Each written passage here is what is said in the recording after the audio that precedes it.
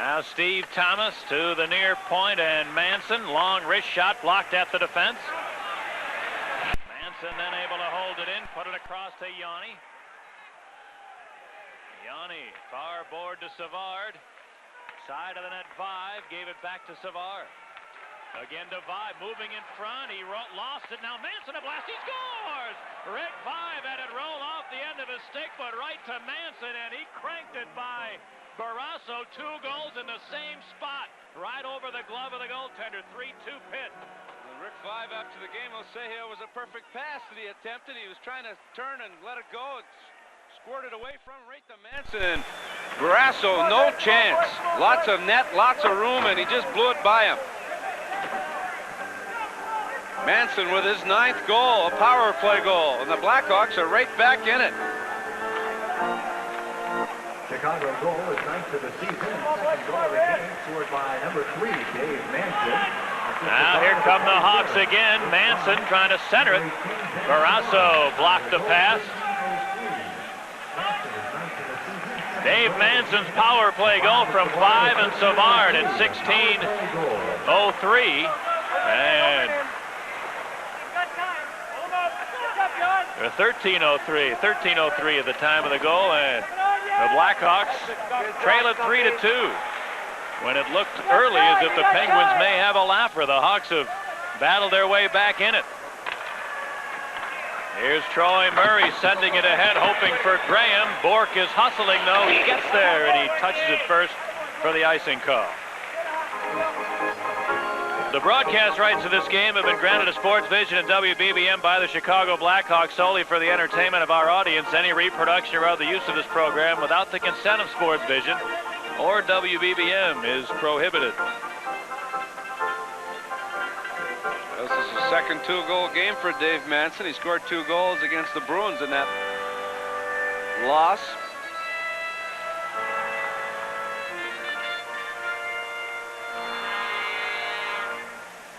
The Blackhawks showing some character here, trailing 3-0 in an extended 6-game of a 7-game road trip that very easily could have been all for them, but they're fighting back and they've got a shot at this game.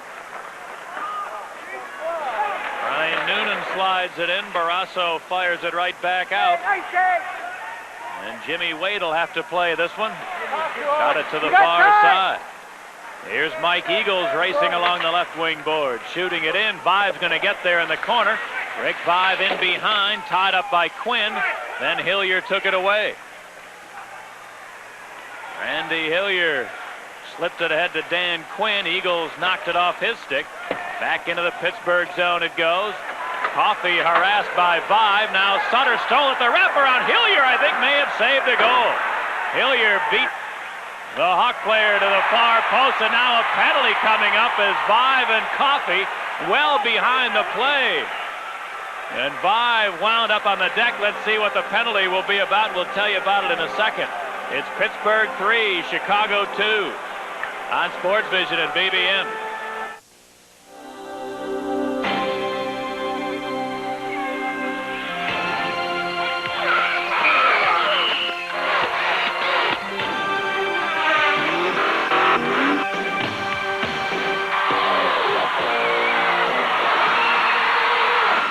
Intelligent, ingenious, in a world by itself, the new Maxim Series I.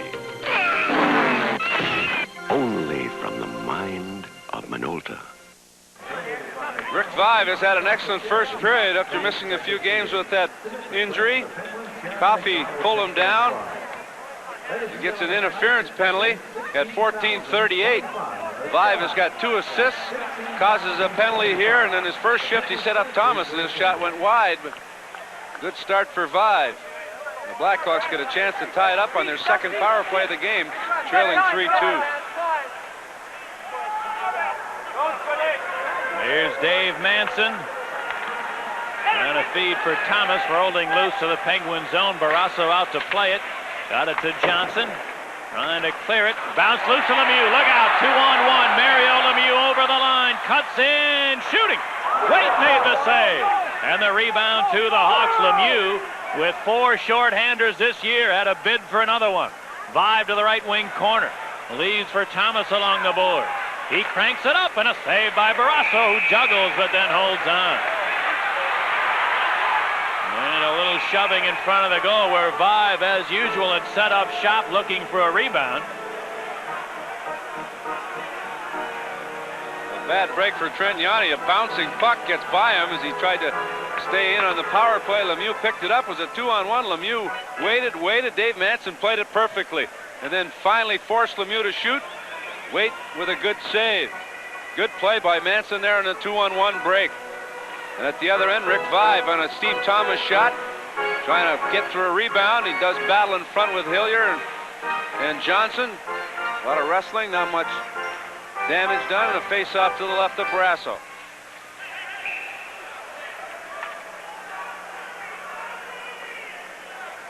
Rick Vive taking the face-offs on this power play.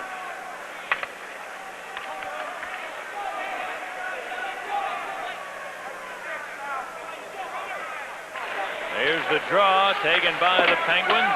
Dykstra cleared it around the boards, taken by Lemieux, and he clears.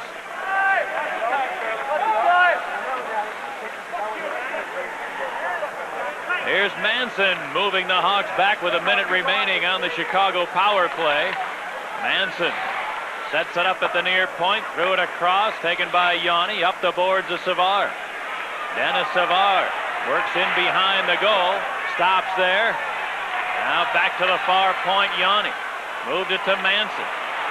Dave Manson trying to get it through Lemieux. Couldn't do it. Now here's Thomas with a shot and a save by Barrasso. Vive knocked down going for the rebound. Hannon picks it up. And here come the Penguins now. Might be a 3-on-2 if they hurry. Hannon over the line in traffic, and Manson took it away nicely. The lead to Savard. Dennis Savard hits the line, doesn't have any help, now drops it back for Graham just off the bench. Leaving for Conroy. Here's the shot, up off the glass. Rebound to Savard. Back to the line, Wilson. Returning to Savard, again to Wilson. Moved it to Conroy, his shot, Barrasso the save. He gave up a rebound, but the Hawks couldn't get there. Lemieux does, and he clears. Barrasso made the save, didn't look good making the save though, and fell back, leaving a rebound, but Dirk Graham was tied up. The penalty over now. Both teams are back at full strength. Zalewski gave it away to Larmer. Fired it high and wide. Oh, what a chance for Larmer, and he missed the target going for the corner by the glove of Barrasso. Quinn the other way. Shooting. And that's deflected over the glass and into the crowd. Sometimes you get so surprised when you get a great chance like that on a giveaway. It startles you and you're not exactly relaxed. Larmer won't miss very often from there. He tried to go high to the glove side after Zalewski made the perfect pass. Roy Murray was cutting in front of Barrasso. If that hit the net, it's in, because Barrasso had no idea where the shot went. At the end of the power play, Steve Conroy's shot, playing the right point on a feed from Wilson. Barrasso made the save, but he fell back and doesn't look too sharp in there.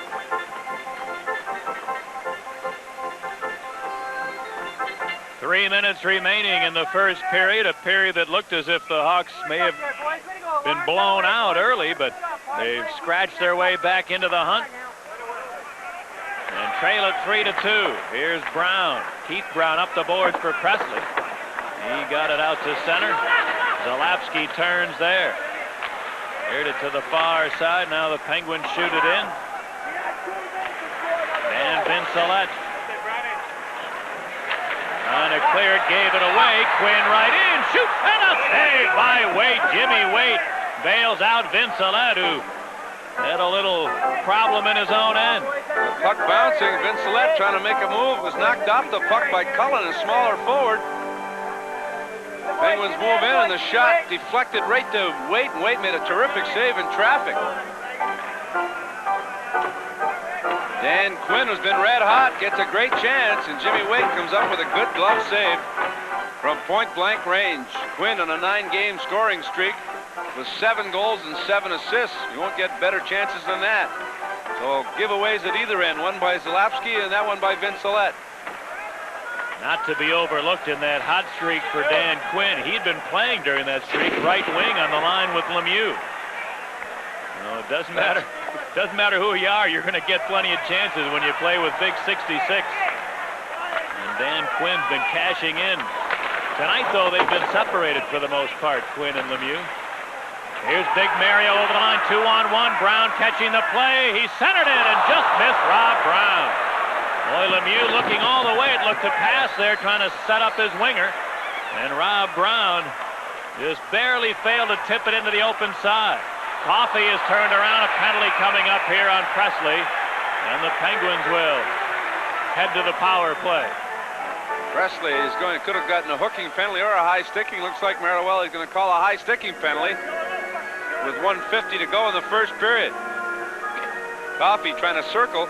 Coffey in deep, trying to turn and fire, and was hit with the stick by Presley as he tried to pull the trigger. So the Penguins will get another power play chance. Their third of the period. They have one power play goal. Presley for high sticking. And the Hawks would need to kill this off to give the Penguins less of a chance to have momentum to start the second period. 3-2 game. The Hawks have battled back. They trailed 3-0 5 minutes into the hockey game. They battled back. If they give up a goal here, it could be very costly.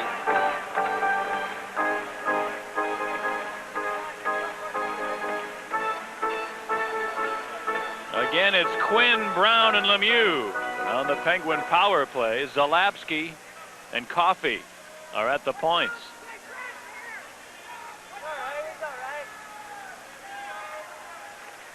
Here's the draw. Taken by the Hawks, and it's cleared to center. Paul Coffey bounced one back into the Hawk zone. Waite trying to clear it himself, and he did get it out to center ice. Now Rob Brown steps back over the line, leaving for Quinn, but the Hawks able to steal, and Troy Murray clears.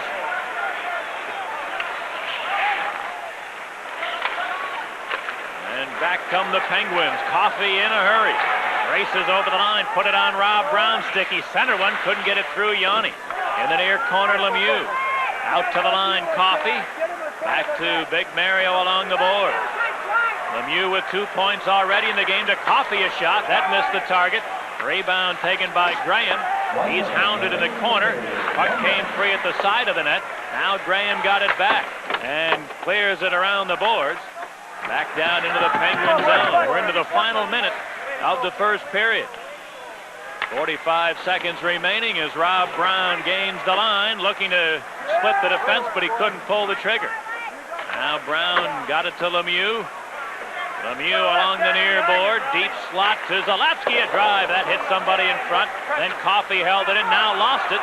Larmer trying to feed Savard, who goes down, and no penalty called as Savard, trying to create a breakaway, was hauled down from behind. Now back come the Penguins. Lemieux put it to the side of the goal. Cullen centered it, deflected in front. Now a lead. Savard will have a breakaway this time. He races it alone up. Barrasso left it for Larmer. Barrasso the save. Zarley Zalapski made a great play to almost catch Savard. Savvy dropped it back to Larmer. The Savard tried to take a dive in the neutral zone earlier. Didn't go for it, Maruelli, that is. And then this time, Savard picked it up from Larmer. Zalapski showing the ability to catch up. Great play from Savard, great presence of mind there. And Larmer with his second good chance in the last couple of shifts. And Barrasso makes a great save in a shorthanded situation with 7 seconds to go in the period. What a play, though, by Savard. He realized he didn't have enough momentum, didn't have position to shoot it, was hooked by Zalapski, dropped it to Larmer. What a play. Well, what a save. 17 seconds to go in the penalty, only 7 seconds in the period. And the draw to the left of the Penguin goal that's taken by Manson. He just clears it in behind the goal, and that's going to do it for the first period.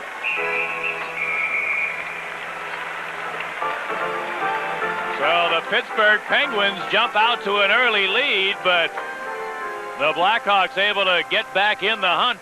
Paul Coffey scored for Pittsburgh at the 46-second mark to get the Penguins off and rolling, and then on their second shot on goal, Mario Lemieux scored from Rob Brown and Bob Airy at 1:28.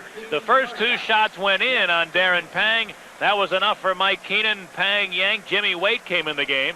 He faced a Pittsburgh power play that scratched the score sheet when Phil Bork scored from Lemieux and Quinn at 5:18 to make it 3-0 Pittsburgh after 5 minutes. But the Blackhawks able to work back in the hunt. Dave Manson scored his 8th of the year, assisted by Vive and Sutter at 11:34. And then Manson striking on a Chicago power play for number 9. Vive and Savard assisting at 13:03. The Blackhawks had 12 shots on goal in the first period. The Penguins had 6. News, weather, and sports coming up on the radio side. On television, Dale will have an interesting visit with the head coach of the Pittsburgh Penguins, Gene Ubriaco.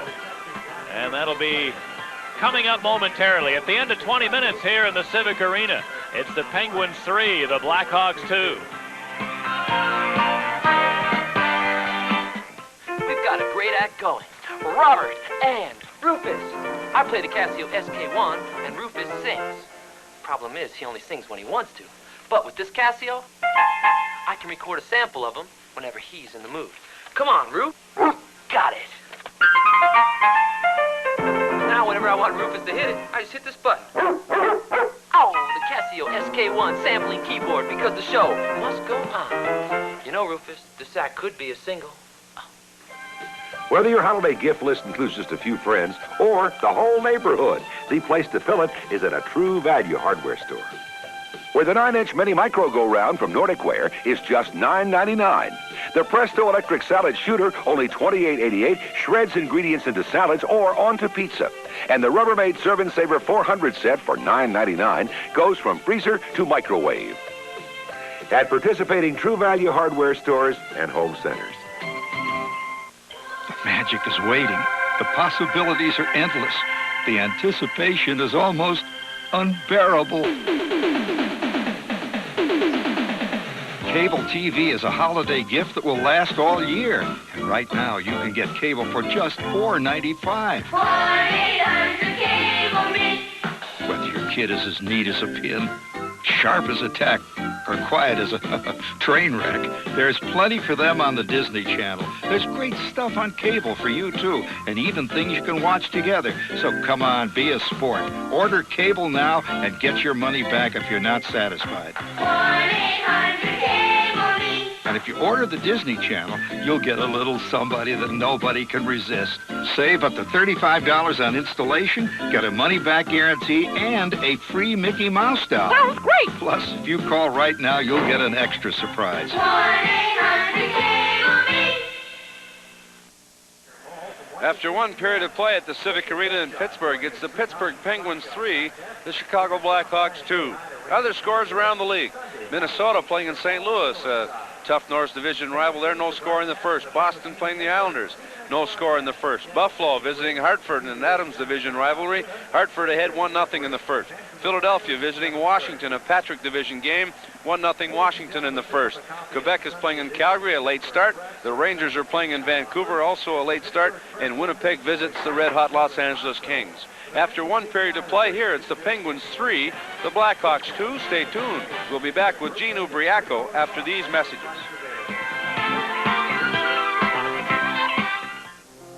For years, transportation in the suburbs meant one thing: 2 cars. But that's not true anymore. Now you can go everywhere in the suburbs by bus, on the Pace Bus. It stops minutes from your door, and it runs on schedule. We make sure of that. After all, with this kind of competition, we can't afford to be late off the blocks. See the light. Take the bus. You'll like our pace. You know, for weeks I kept saying that the '89 Toyotas were on their way. And guess what? When they finally got here, we got too many. 10 extra truckloads in the very first shipment. Now I'm working 16 hours a day just to get them ready to sell. Hi, I'm Charlie, the midnight mechanic at Schaumburg Toyota, the Midwest's largest volume Toyota dealer. Maybe that's why we got all these extra '89s. All I know is we can't afford to keep them in stock, so we're cutting prices on every car and truck to reduce inventory. The '89s just got here, and we're already cutting prices at Schaumburg Toyota, 875 West Gulf in Schaumburg. I take care of my body, play a lot of sports, play to win. I go to Sport Mart. They got the best, at the best prices. For the way you play. The The everyday Sport Mart price is guaranteed the lowest in town, or I get the difference in cash. It's the ESP guarantee. For the way you play. Save $40 on Porter's fiberglass backboard and goal, only $49.94. Sport Mart guarantees Porter for less. Sport Mart, for the way you play.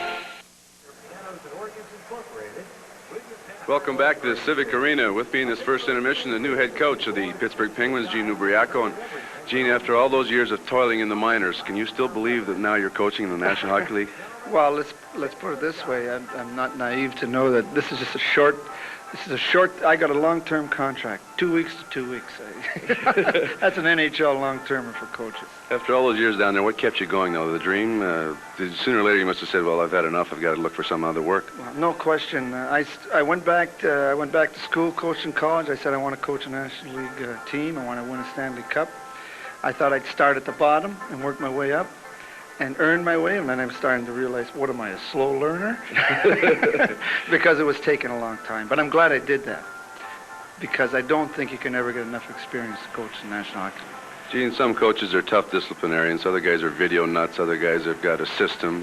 What style does fit in for you? Well, I was fortunate over the years to try a lot of different things, and that was a good part about being in the minors so long. And then I developed my own strategy, my own system, and I really do have. Let's go back. I set up a book that I was going to go through, and I'm going through, and I'm working it. But like I said, nothing can prepare you for the National Hockey League as much as coaching and have that experience. But once you get here, there's so many aspects to the job, the media for one thing, that you have to try to handle. You know, no one's ever great at every part of the job, but you try to handle as much of it as you can, and as much experience you can get, it's got to be helpful. How about coaching, per se, in the league? Is it tough? Is it tougher up here than in the minors? Well, I'll tell you, I don't want to say it's any tougher, because the nice part is you're playing with the end result. You're working with people that maybe you only have to tell them once. You know, down in the minors, you're going to stay with people. You're going to have to repeat kind of situation. But here, anything I want to do, the people catch on. And I've been fortunate coming into Pittsburgh. The people that I have, the quality talent that I have, and the best part is the kind of people they are. They really gave me an opportunity to be a coach in the National Hockey League. They could have made it difficult, I think, but they've made it as easy as possible. And I said I had two ways of coaching, one for thoroughbreds and one for mules.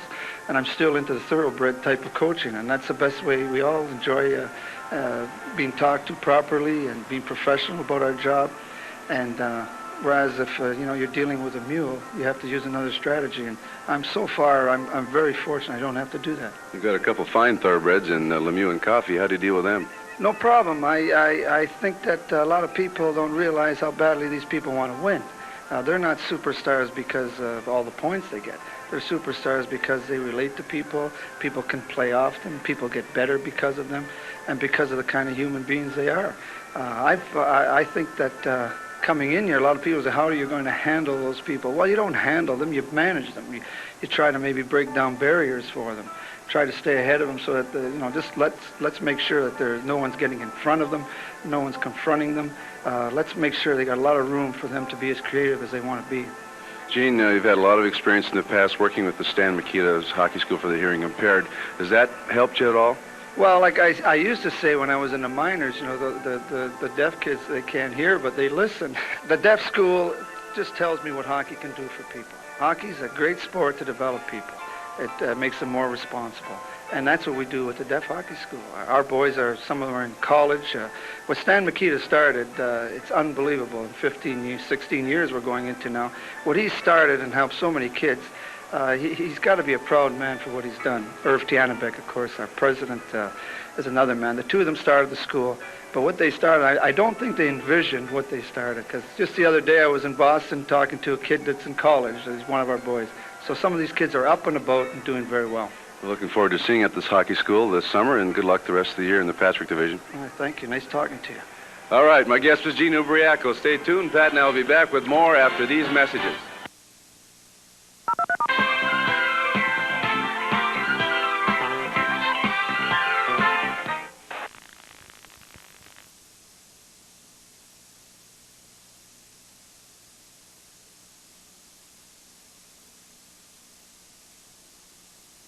paraphernalia around. Sports Gifts carries all pro-licensed merchandise with new shipments arriving daily. Sports Gifts has something for every fan from the ground up with pro and college hats, jackets, sweaters, jerseys, t-shirts.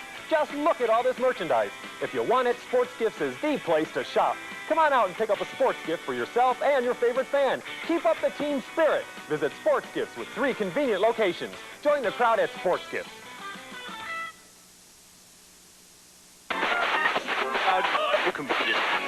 For quality home and car stereo systems, visit Sounds Deluxe at 215 East Ogden in Westmont. Sounds Deluxe offers a wide variety of stereos, TVs, and VCRs, featuring M&K speaker systems for unmatched detail and sound clarity. Each system consists of 2 mini speakers and 1 subwoofer to provide the deep bass response found only in a large cabinet speaker. Remember M&K and Sounds Deluxe at 215 East Ogden in Westmont for the best in video and stereo entertainment. Looking for a distinctively styled all-season premium radio that combines touring, handling, and performance with a comfortable ride? Look no further. Associated Tire and Battery has the answer, the Dunlop Elite.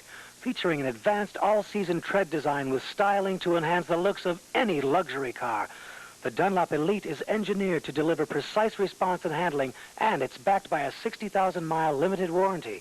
The Dunlop Elite, available now at Associated Tire and Battery.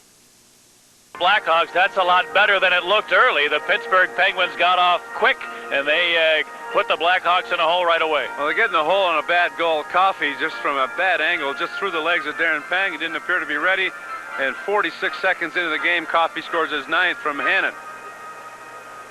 And then Mary Lemieux with a give and go, and Brown gives it back to Lemieux. Nice pass over the stick of Yanni, right to Lemieux. He breaks in all alone, fakes, slips it through the legs of Darren Pang, and that was enough as far as Keenan was concerned for Darren Pang.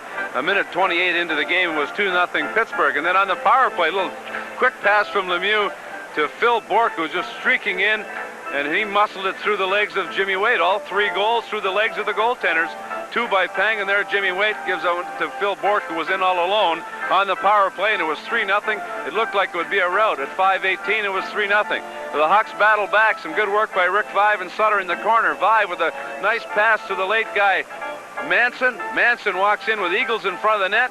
Manson just blows it by the glove hand of Brasso, and it's 3-1 at 11:34. Manson's 8th of the year from Vive and Sutter. And then on the power play at 13:03, Rick Vive tries to turn and fire. It squirts off his stick, but it goes right to Manson. Manson just blasts one past Brasso. It's 3-2, and the Blackhawks are right back in it. It looked like after 3-0, 5 minutes into the game, it might be one of those 10-1 type games where the Hawks battled back and had numerous other chances. They had a couple of shorthanded goals chances, and Steve Larmer had a couple of chances as well at even strength. So overall, after trailing 3-0, the last 15 minutes belonged to the Blackhawks. It's 3-2 Pittsburgh after 20 minutes. We'll come back with second period action after this.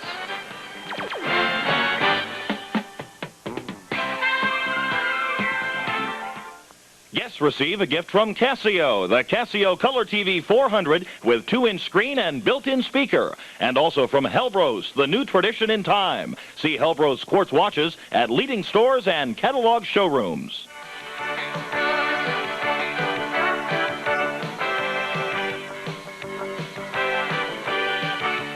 Your station for the best in all Chicago sports is right here, Sports Vision.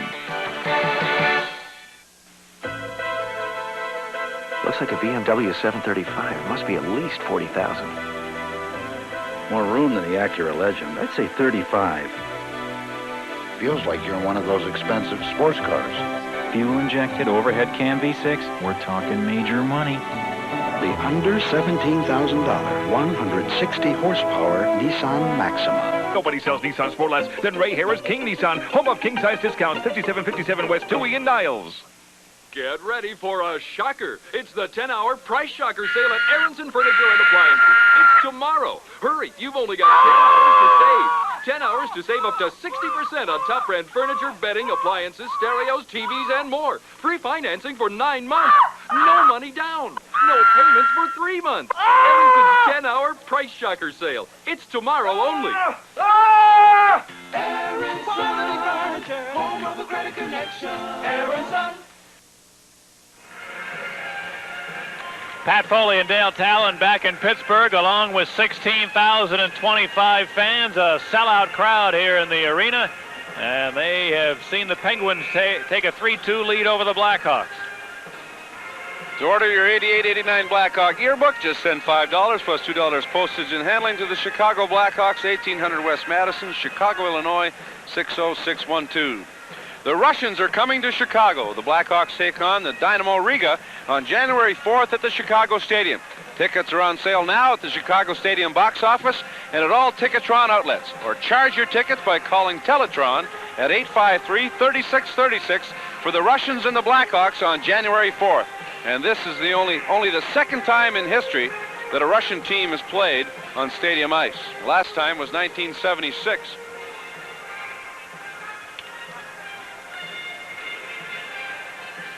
I happened to play in that game. And? At Windburn. Will you ever get close to these Russians? Boy, the smell will just want to let them go by you. Someday when we have time, you're going to have to tell us some of your Moscow stories. Well, look, for a while, we might have lots of time tonight in the first 5 minutes. But the Hawks showing some character in the 6th of a 7-game road trip. Nothing going well for them. They've lost 7 in a row. It was 3-0. 5 minutes into the period, you figure, uh-oh, this is going to be a long night. But they battled back, and it could be very easily tied right now after the first 5 minutes. As we mentioned, the first 2 shots for Pittsburgh went in. Since that time, in the first minute and a half, since then, the Blackhawks had 12 shots on goal, and the Penguins had 4 the last few minutes. Last 3 quarters of the period. The Blackhawks had an edge in the play. Here we go with period 2. Trent Yanni in his own end. Put it around to the right wing boards. Presley. He took a hit from Cunneyworth. Puck squirts free to the slot, and Murray is there. Now Troy Murray passes it to himself off the boards, gets around Cunneyworth and clears it into the Penguin zone.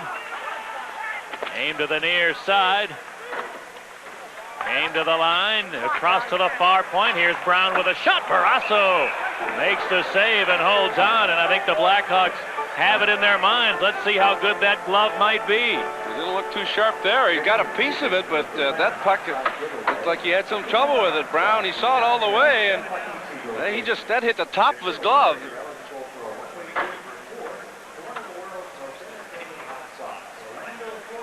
Well, both goals scored by the Hawks' Dave Manson. He blew it by the gloved hand of Barrasso. On one of them, Barrasso clearly screened. On another one, he didn't get a perfect view of it. But since then, almost every time the Hawks have had a chance, they've been going to that glove side. Not a bad idea.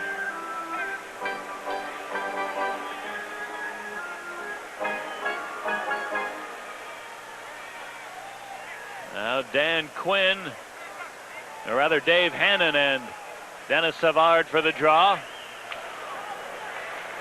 which rolls loose along the far side. Hannon chipped it around the boards. Lemieux trying to clear it. Yanni held it in, shoots one, and a save by Barrasso, and he holds on. Everett Santapass, who was injured in the middle part of the period, when he was knocked down in front by Buskus. Seemed to have a lot of trouble. Didn't finish the period. Tried to skate it off, and as the teams went off for the intermission, it looked like he was not going to be able to play the second period, but he's out there, and he takes a good hit on Lemieux in the corner to force a turnover.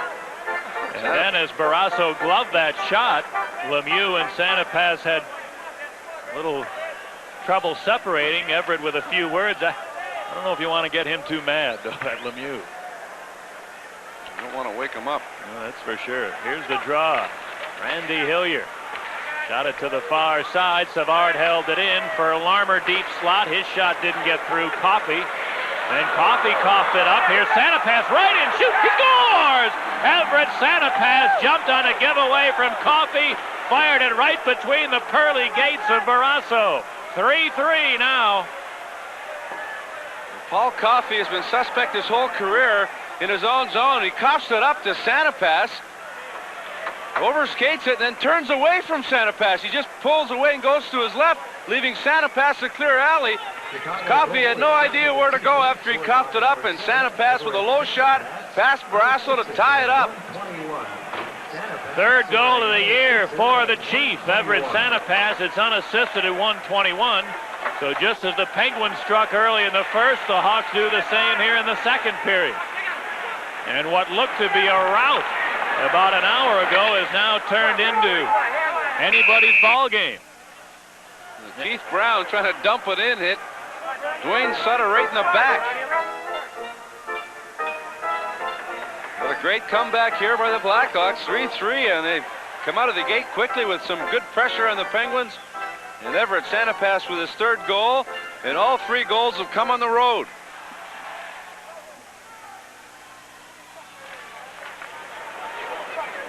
Here's Rod Buskus at the Penguin defense, clearing it down into Chicago territory. Keith Brown back, leaves for Conroy. Now along the boards, everybody hacks at it. Eagles trying to chop it, couldn't get it out. Over to the far side, Vive. He whacked at it, he couldn't clear it. Bill Bourque trying to center one that's picked off by Brown. Now Eagles worked it to the neutral zone. Stolen there by Dan Quinn. Gave it to Bourque. Bill Bourque's pass rolls free into the Hawk zone. Waite gave it to Sutter on the near side. Wayne Sutter carries to center and shoots it in. Taken by Zalapski. This pass picked off in the neutral zone. The Hawks cleared into the Penguin end. Now Yanni rolled it around to the far corner. Murray lets it go through to the line. Held in there. Shot back into the corner. Zalapski. Bounce one loose to Bourque. Bill Bourque for John Cullen. And he slides it into the Blackhawk zone. Manson to play it. Put it around to the left wing board. Thomas tied up. Couldn't get it out. Here's Honeyworth centering. Goes through to the far side. And out comes Graham. Gave it to Murray. Troy Murray, a long shot, gloved by Barrasso. Trying to clear it himself, and he did get it to center ice. Trent Yanni for Thomas. Lost it as he came to the line.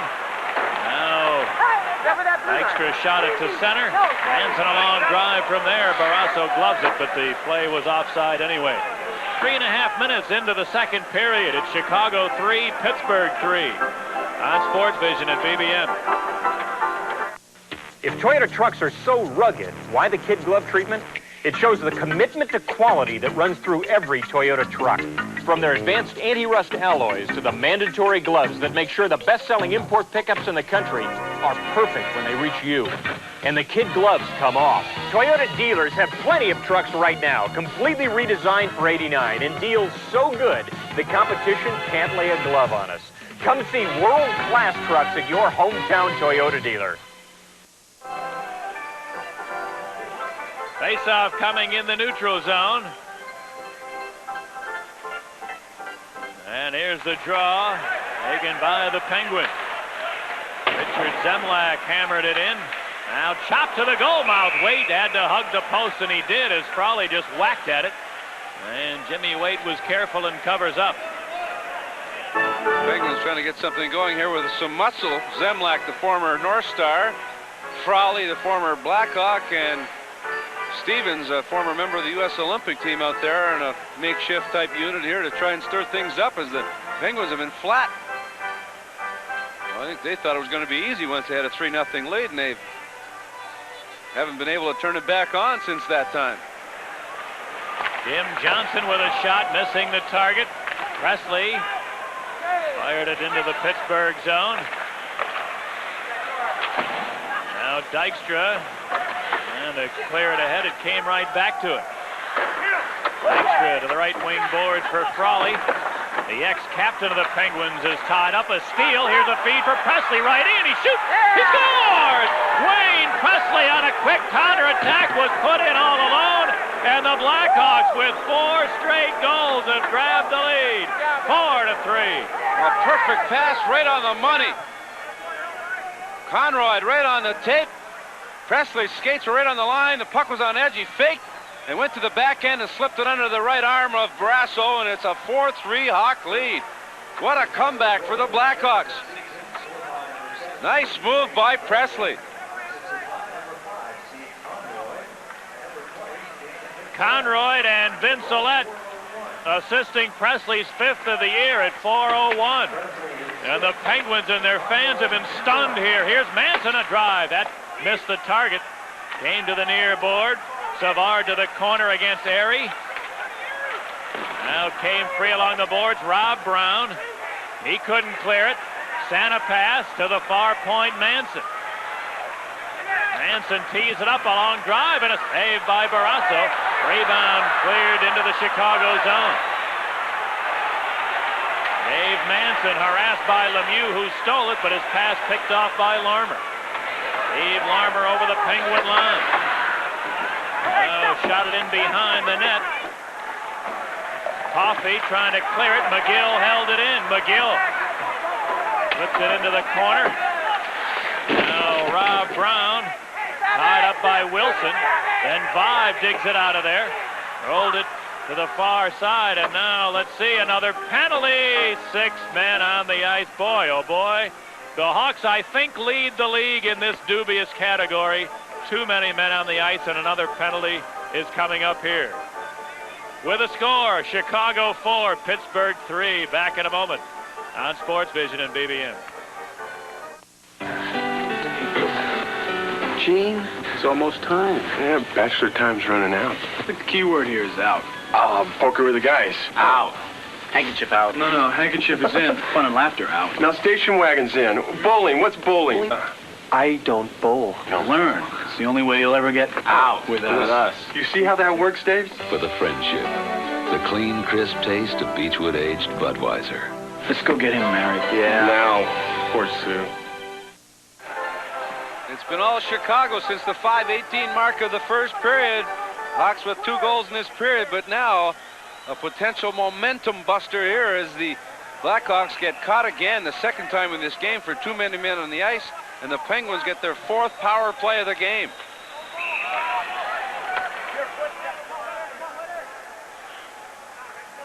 Faceoff will be just outside the Pittsburgh zone.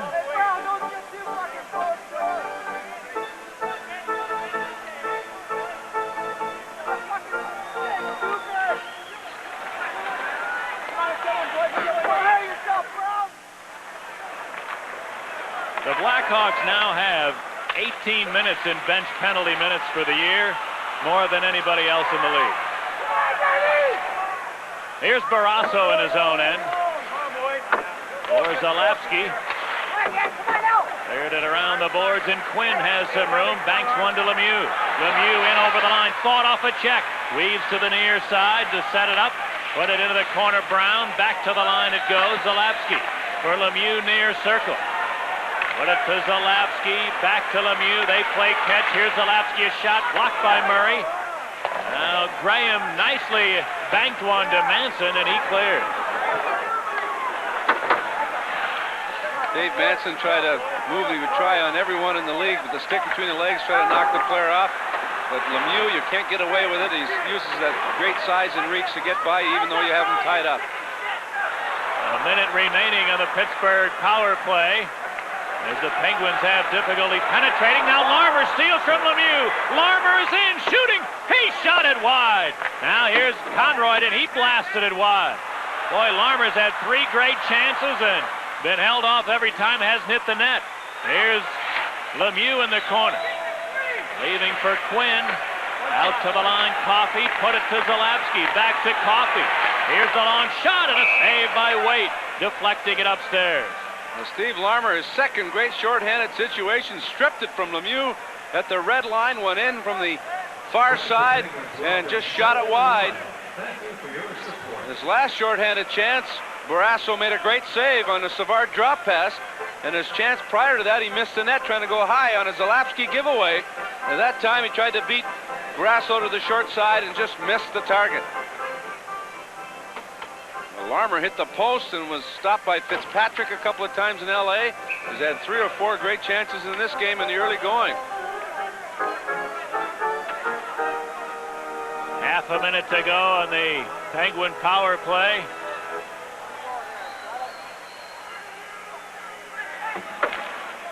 Here's the draw to Manson. He clears it. And Paul Coffey winds it up for Pittsburgh. Coffey striding effortlessly. Cleared it over the line to Lemieux. Fires. Wade, big save, rebound. And Wade had to stop his own man. Troy Murray almost put the rebound into his own net. Coffey with a good head of steam. A pinpoint pass right under the stick of Lemieux. Coffey just glides effortlessly. Unbelievable how quick he can get going without even taking more than 2 strides. Lemieux got all of it. Wade kicked it with the right pad. The puck hopped over Coffey's stick on the rebound attempt. Troy Murray trying to clear it, lost possession of it, and almost put it in his own net.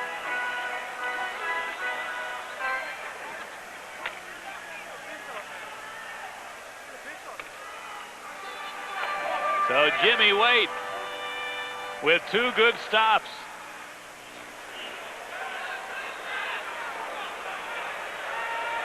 Just 8 seconds to go on the Penguin power play. Here's the centering pass. Rob Brown, big save by Lemieux. As Brown had a glorious chance, and now the Hawks able to clear it. That'll do it for the Pittsburgh power play. Both teams are back at full strength. And Jimmy Waite has given his team a big lift since coming on in relief of Darren Pang. He's made some terrific stops, and the Blackhawks have rallied from a 3-0 deficit to own a 4-3 lead. Coffey to Lemieux, back to Brown. It didn't take a second. 2 passes and a shot, and Waite just moving from his right to his left with an excellent save there to kick it away. And then Troy Murray was able to clear, but great passing by the Penguins, but a better save by Waite. Penalty is over. That was only the 10th shot on goal by the Penguins. The first 2 shots went in. Good kill there by the Blackhawks, very important.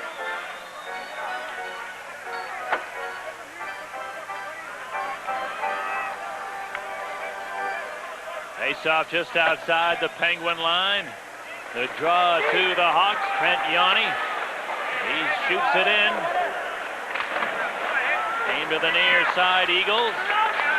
Rolled it in behind the goal. Taken there by Dykstra. Long feed broken up at center. Then the Hawks clear it back in.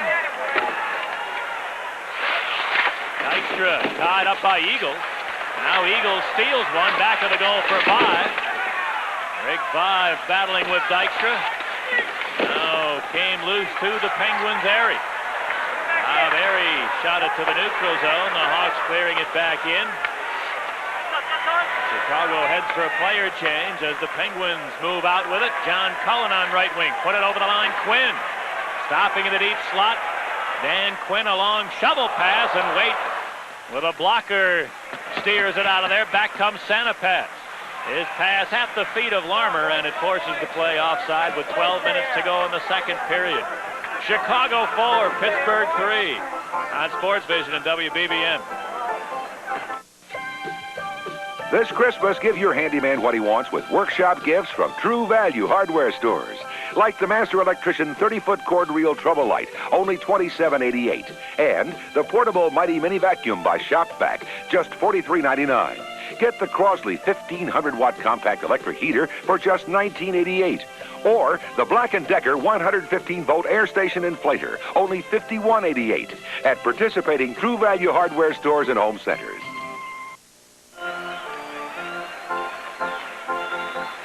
With Dale Talon, Pat Foley in Pittsburgh. There the Hawks are looking to break a 7-game losing streak and lead the Penguins here 4-3. Lemieux looking to change it, trying to center one. Rob Brown tied up by Murray. Graham moves back. It'll be a 2-on-1 as the Penguin fell down. Graham put it over the line. Here's Thomas cutting right in. Shoots. And a save, rebound laying loose. The Penguins get there. A penalty is going to be called against the Hawks. Rob Brown the other way. Brown gains the line, leaving for Cunnyworth. Tied up along the boards, rolled it to the near side. Now, Barrasso doesn't realize that there's going to be a penalty called. He never did come to the bench, even though 16,000 were screaming at him. He may be shaken up. Well, Troy Murray's going to get a penalty. He was the third guy in the 3-on-1, and he cross-checked a Pittsburgh player right into the net and putting him into Brasso. Graham didn't realize it was a 3-on-1. The pass almost too far for Thomas. Nice job of picking it up. Thomas cut around the defense, tried to stuff it. Brasso made the save, and on the rebound, Troy Murray cross-checked Zalapsky into the net, and Brasso appears to have injured himself in that melee.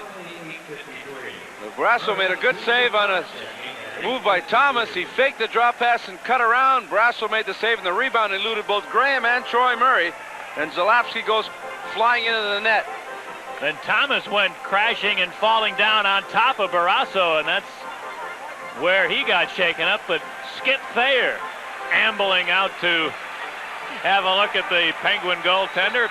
Scores, of course, Skippy, the ex-Blackhawk trainer, looking like the bubble he just blew. Going to give it to us for that. Yeah, that's right. All right, the Penguins on a power play as the crowd tries to come to life here. Here's Phil Bourque to Lemieux over the line. The trailer is Coffey. He chopped it to the side of the net. Now Lemieux back to the line. Here's Coffey. Tees it up, then centered it, but missed Lemieux. Came back to the D, and Coffey leaves it go. That allows Larmer to pick it up. Boy, Paul Coffey in a couple situations in this second period has appeared to be in a daze. Penguins dump it in. Yanni back. Put it to the near side.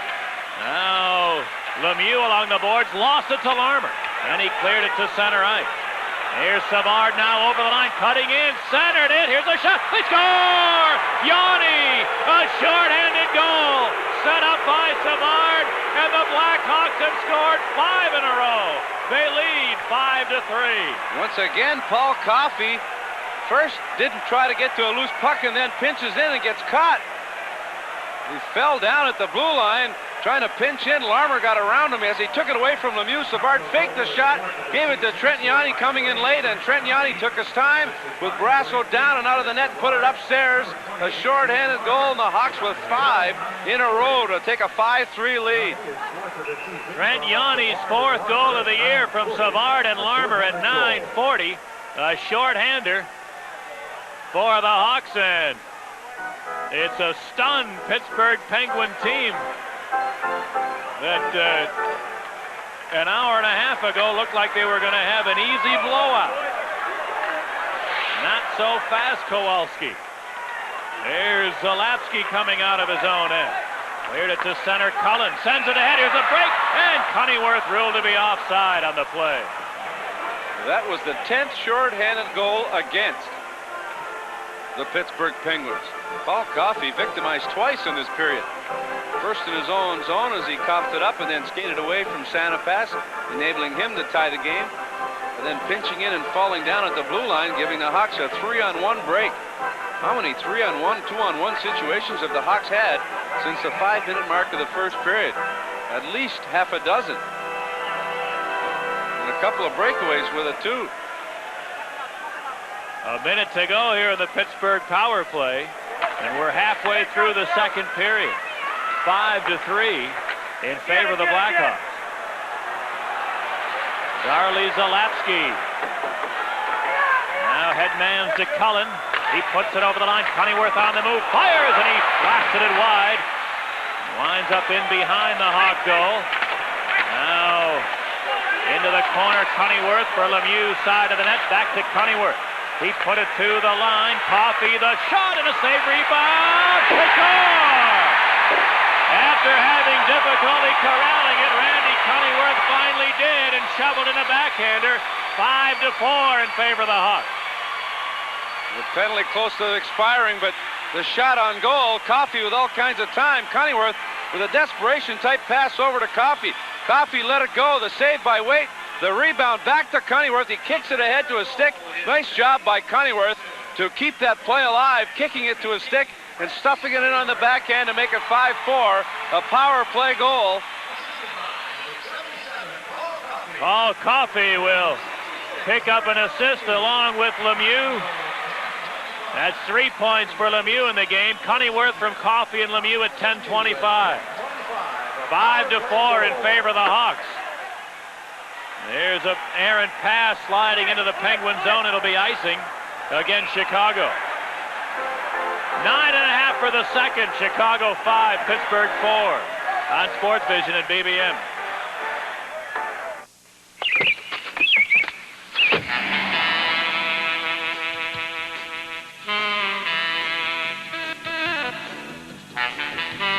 $400 cash back. Up to $1,300 in preferred equipment group savings.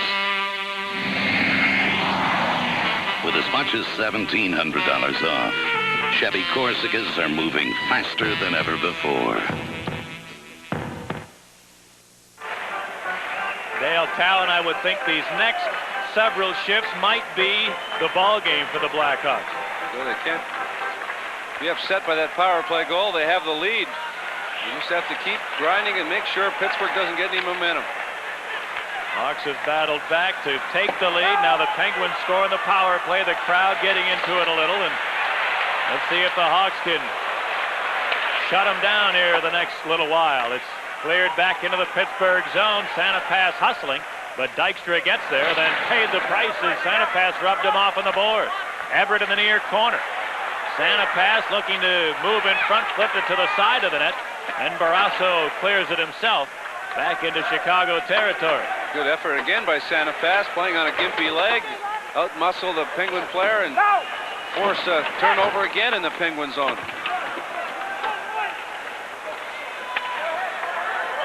Now the Penguins dumping it in. Conroy on it. A bank pass, funny, hot to Bork. Big save by Wade. Rebound, Quinn. Shot it wide, an open net, and Dan Quinn missed it. Back of the goal, here's Manson. Trying to feed Thomas. He's too well covered. Quinn a shot. Wait, the save. Doesn't know where it is, but it's caught in the pads. Oh, a near miss for the Penguins, and Waite may be shaken up. Throwing his right hand and arm up and down a little bit.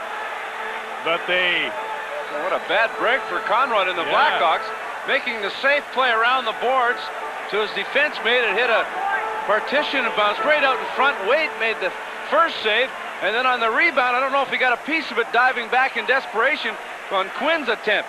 Conroy just tries to bank it off the end boards. It came straight out front to Bork. He let it go. Waite made the save. The rebound to Quinn. And Quinn just shot it wide and might have gotten a piece of the post. And then another shot that deflected on net that surprised Waite. And Waite made the save, reached behind him, wasn't sure where it was.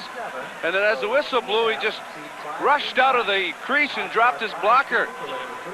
Apparently it's his shoulder. He seems to be swinging his right arm around.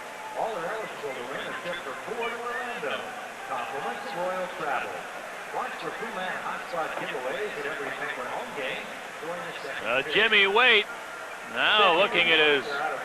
That shot by Bork might have hit him in the head.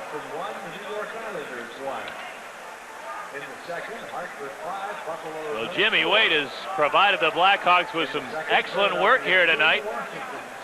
And... Well, just perspiring. Jimmy Waite, you can see why he can lose 10 pounds in a game, and he can ill afford to lose that much weight. He's not very... He's tall, but he's not very big. Why don't you lend him a little? Then he wouldn't be able to move. All his room service. You're the only guy I know that's happy to be on the road to get this great room service. You go home, you eat all those TV dinners. You've eaten so many of those, every time you see tinfoil, you get hungry. Boiling bags, pal. The NHL is on Sports Vision. Our next league game will be Thursday at 6:30, live from the Spectrum, when the Pittsburgh Penguins take on the Philadelphia Flyers. It's exclusively on Sports Vision, your home for the NHL.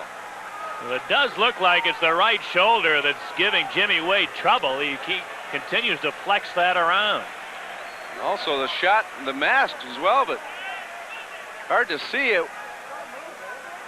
He's diving there. Didn't appear to be injured in that situation after he made the save on Bork. 19-year-old Jimmy Waite still talking it over with Mike Gapsky, wanting to make sure that all the systems are in order. And you can see it's his right arm as he flexes it. That's what's giving him the trouble, is right arm and shoulder. Do you think the Penguins will try to exploit that in the next shot? I imagine they're going to go to that side to see if there's any damage. Waite, this is his 10th appearance. Well, this is a critical time for Jimmy Waite. You keep him or send him back to junior. I think his performance here the rest of this game will probably have a big factor in that decision by the Blackhawks. All right, ready to go. 8 minutes remaining in the second period. 5-4 in favor of the Hawks. Cullen and Murray get ready. And the draw to the Penguins. Bill Bourque turns in behind the goal. Now centers one. Waite blocks it, and he's going to go down and cover it up. A good move there as Conroy had lost his stick. Bourque trying to stuff it on the far side. Hit the side of the net, hit Waite, and then Waite very wisely jumped on it. Get reorganized and make sure Conroy gets his stick back and gets back into the play. 8:01 to go in the second period, and the Hawks have taken command of this hockey game after trailing 3-0, 5 minutes and 18 seconds into the first period. It's a 5-4 Blackhawk lead. Dirk Graham on the right wing boards. Now able to bang one to center ice. Taken by Keith Brown. He shoots it in. Cullen able to clear it right back into the Hawk zone. And a penalty coming up. Steve Thomas roughed up Cullen after he cleared it. Gave him a whack in the back of the head, and the Hawks are going to be shorthanded as a result of another goofy penalty. And the third straight penalty of the period. The Hawks giving the Penguins a chance to get back in it on the power play. This will be their sixth power play. Thomas gets a high sticking penalty. 12:20 into the second period. It's Chicago 5, Pitt 4 on Sports Vision and BBM. What's up, Big John? We got 5 seats. Done this. All right, right. It's nonsense. Daryl, I can't deal with that now. I know. It's this. Showtime, babe. Get him. For the hustle, the clean, crisp taste of Beechwood aged Budweiser. Hey, man, good job. You the best. Hey. Thanks to that. Steve Thomas with an unnecessary high sticking penalty at 12:20, and the Penguins with their sixth power play. They're 2 for 5. They had 10 power plays last time these teams met here in the Civic Arena, and the Penguins scored 3 power play goals. Dirk Graham wasting a little time. Now the Hawks able to clear it. Number 33, Zarley Zalapski. Long speed to Lemieux. Quick pass to Quinn. He's in. He shoots. He scores. What a play by the Penguins. They move the puck 200 feet down the ice in about 3 seconds with a quick pass. It's 5-5 now. How many times has it happened this year? A bad penalty results in a power play goal, and that's exactly what happened. 3 penalties in a row by the Blackhawks. 2 power plays. They get a shorthander to take a 5-3 lead. They give up 2 power play goals as Quinn scores with a 10th straight game. And does he get a point? Quinn on the power play. Lemieux with a perfect pass. And Zalapski will also assist at 12:41. Boy, oh, how fast can you move it? Zalapski from the side of his own goal, put it to Lemieux at center. His quick feed to Quinn. They moved it 200 feet in about 3 seconds. Now, back behind the Hawk goal, centering pass, quick shot, wait, big save. Rebound in behind the goal, and a penalty coming up as Hannon goes down. Manson will have a seat. Look out. The Penguins go back to the power play. It's 5-5 on Sports Vision and BBM. So how long before our TV's fixed? Believe me, mister, I wish I knew. We'll meet again. Don't know where. don't know when. Sad to say, most appliance stores don't have their own service department. This message was brought to you by one that does. Highland. Blackhawks get their 5th straight penalty. Marawelli only sees red in this particular game. He only sees one team. This one here, questionable call. Manson gets a holding penalty. Sure, he held him, but the Hawks have had 4 straight penalties up until this one. And so the Penguins will get their 7th power play of the game, and there's still 7 minutes to go in the second period. 3 power play goals already for Pittsburgh. Rob Brown on the near side. Into the corner, Quinn. Back to Brown. Deep slot, Zalapski. Gave it back to Brown. Now over to the far side, centering pass. Quinn shoots. Waits to save. Gave up a rebound. Kicked loose to the boards. Now on the near side, Rob Brown. Fall off a Keith Brown check. Gave it to Quinn. Deep slot, Coffey. Far circle to Lemieux. Big Mario hangs on, fakes the shot. Now put it across the Zalapski. A drive blocked by Keith Brown. Then Lemieux held it in. Lemieux far circle shooting. Blocked at the defense, and Conroy clears it down all the way. 1:10 for the Penguin power play. Cunnyworth beating Zalapski. Rolling it over the line. Cunnyworth on the near side. Chopped it in front. That's stolen by Larmer. And Steve Larmer with time clears. Penguins move back in a hurry. Cunnyworth for John Cullen on the right wing board. Into the corner, Cunnyworth. Tied up by Conroy. Cunnyworth dug it out though for Lemieux in behind. Centered it. Coffey fanned. Hawks on a quick counterattack. Savard moving 2-on-2. Now Coffey caught the play. And then Cunnyworth broke it up anyway. A lead for Lemieux. He's in. Lemieux alone. Wade with the glove. Mario Lemieux breaking his stick on the shot or just after. And Jimmy Waite with a terrific save. Well, Lemieux and Gretzky have the uncanny ability to sneak in. I've never seen 2 guys get more breakaways than these 2 guys. Lemieux faked, tried to go back to the glove side, and Jimmy Waite with a terrific save. In a 5-5 game, the Penguins on their 5th straight power play, and Waite robs one of the premier players in hockey on a breakaway.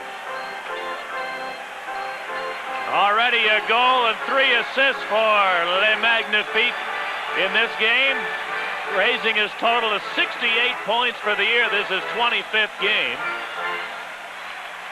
Here's the draw, half a minute for the Penguin power play. Dan Quinn in the near corner. Put it to the line. Zalapski back to Quinn. Shooting. And a save by Waite. That may have gone high, but Jimmy taking no chances with a lightning-quick glove. Snares it. There's nothing wrong with his left arm and shoulder and hand. It's his right shoulder that's bothering him, and thank God for that, because he made a great save on Lemieux, and he makes a great save on Quinn. I don't know. That looked pretty close. It looked like it was about the same height as the crossbar. Meanwhile, Doug Wilson only a second shift of the game, of the second period.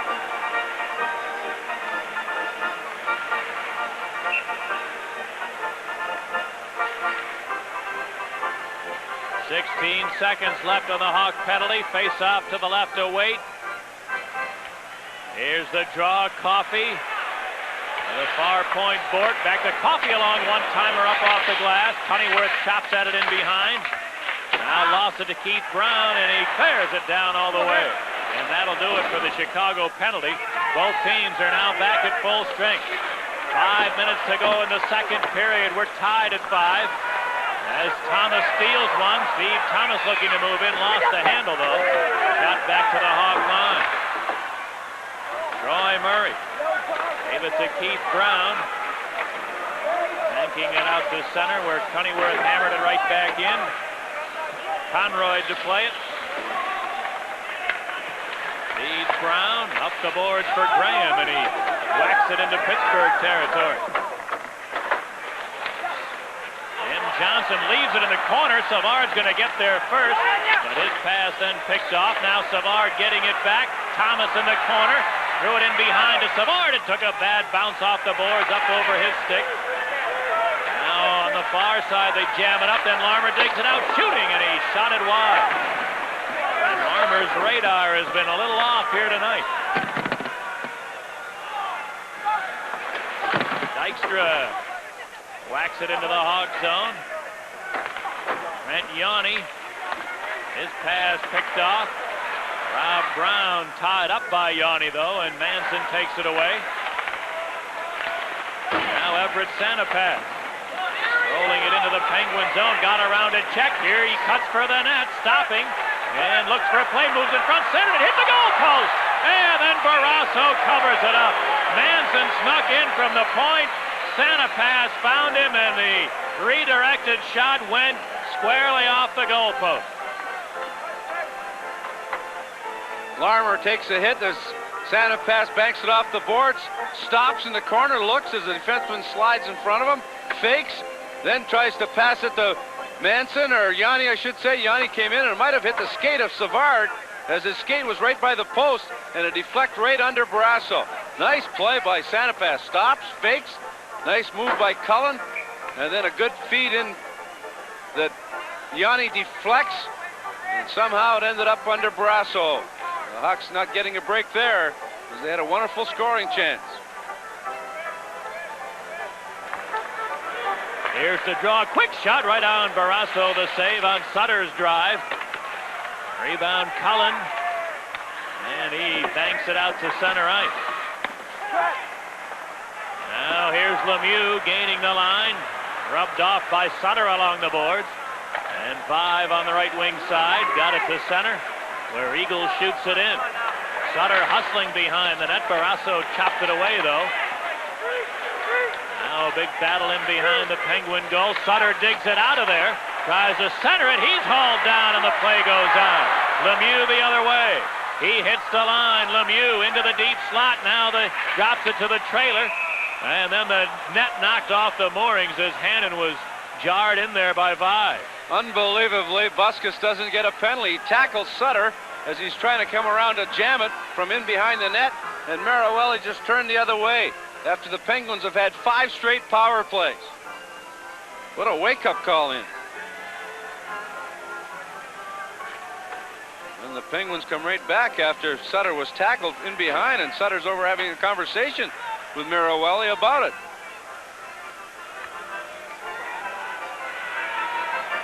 Hawks haven't had they've had 2 power plays in this game, and the last one came at 14:38 of the first period.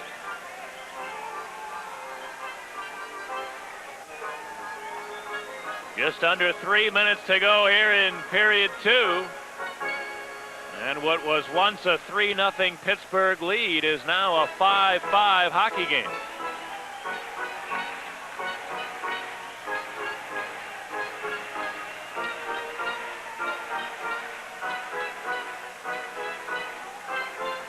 Now they're ready to the right of Waite.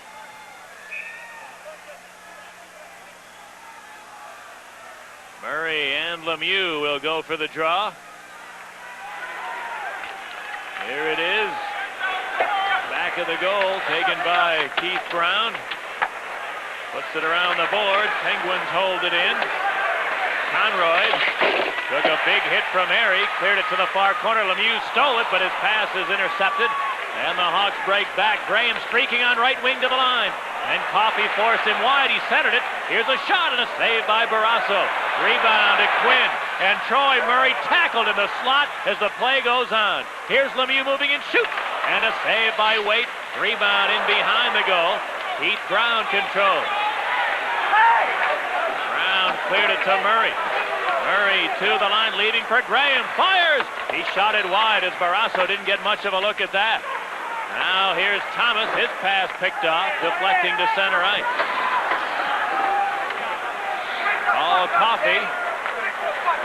Here's Zalewski. Touch pass ahead to Rob Brown, and they rule it a 2-line play, and the whistle sounds. Boy, you would think... Here's Marawelli going to get an earful from Mike Keenan, too, and deservedly so. You'd think that in this situation with 5 straight penalties against one team, they usually look for anything, and he's had 2 opportunities to give the Penguins a penalty and won't do it. Twice, right to the right of Brasso, deep in the Penguin net, or Penguin zone. 2 Hawk players pulled down right in front of Maruelli, and he's reluctant to call a penalty against Pittsburgh. I mean, certainly all the penalties against the Hawks were penalties, but there are 2 teams out there.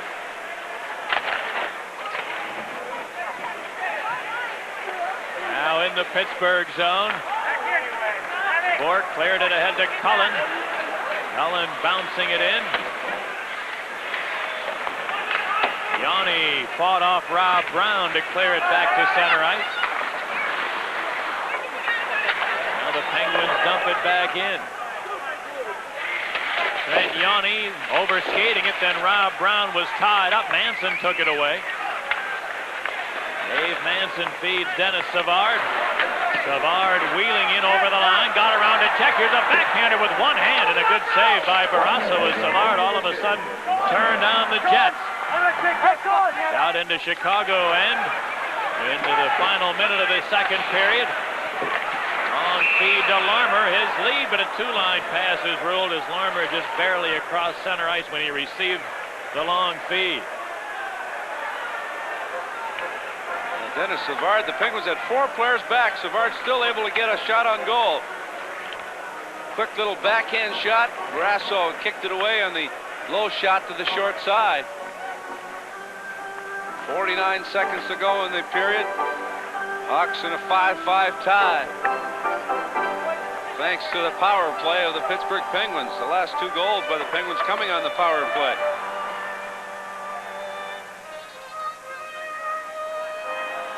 Hawks pulled ahead 5-3 on a short-handed goal.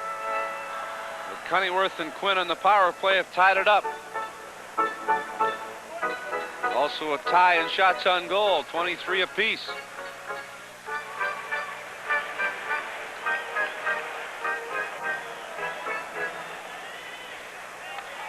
Now the draw to the right of Waite, controlled by Keith Brown.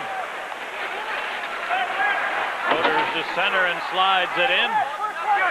Presley to the corner. Trying to jam it loose. Barrasso looking to clear. And with some help got it back to the Hawks line. Half a minute for the period. Keith Brown to Brian Noonan. Tied up along the boards, and Cunningworth shoots it into the Chicago zone.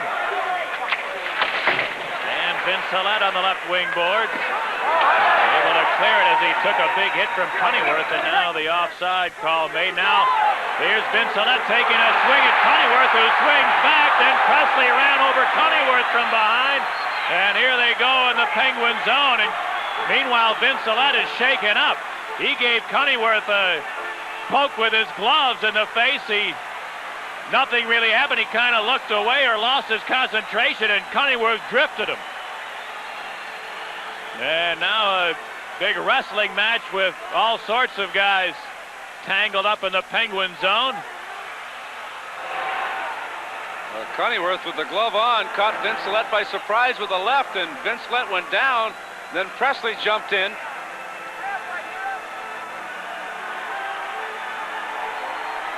I think frustration shown by the Blackhawks here, and the fact that they, no matter what happens, no matter what the Penguins do to them, they don't get a penalty called against them.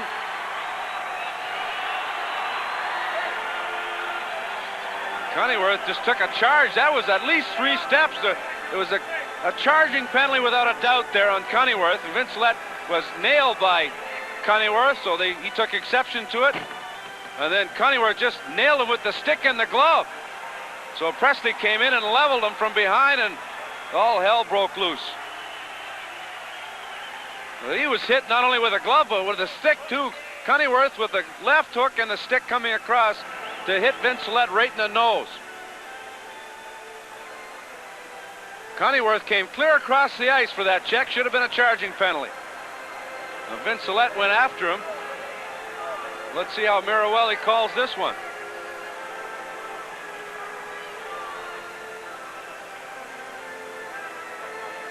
Cunningworth could get a 5-minute penalty for that high sticking. He whacked him with the glove and the stick.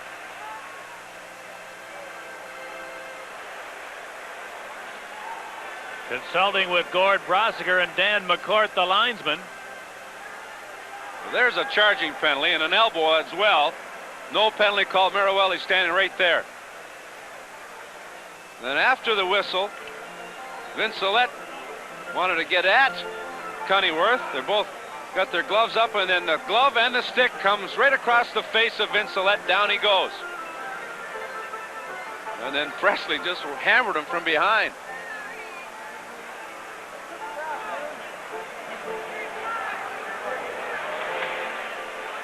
So the three officials will try to get their thoughts together as Merriwelli talks it over with Brossiker and McCourt.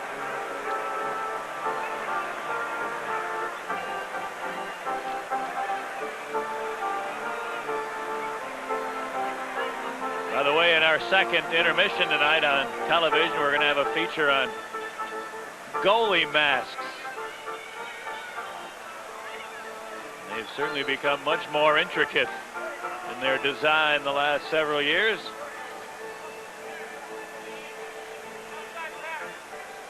But it's going to be real interesting to see what the call is going to be here.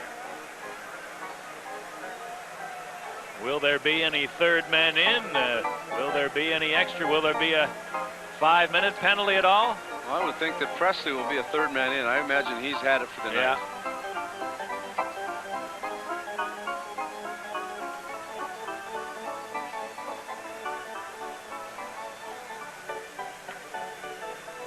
Merriwelli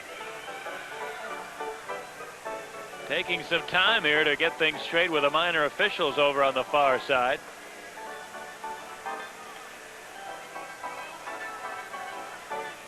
Blackhawks finally will finish off this road trip on Saturday afternoon as Mike Keenan goes back to the place where he enjoyed much success the last several years. Will be in the Spectrum in Philadelphia.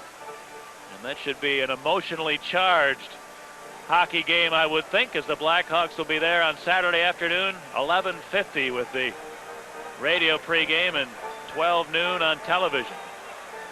The Flyers are starting to get back on track. Flyers have 16 losses, but they started to win a few in the last 3. I think they've got 2 wins and a tie. They have 12 wins, 26 points, only 5 points out of first place in the Patrick division. Chicago penalties. Number 20, Dan Vincelette, 2 minutes for roughing.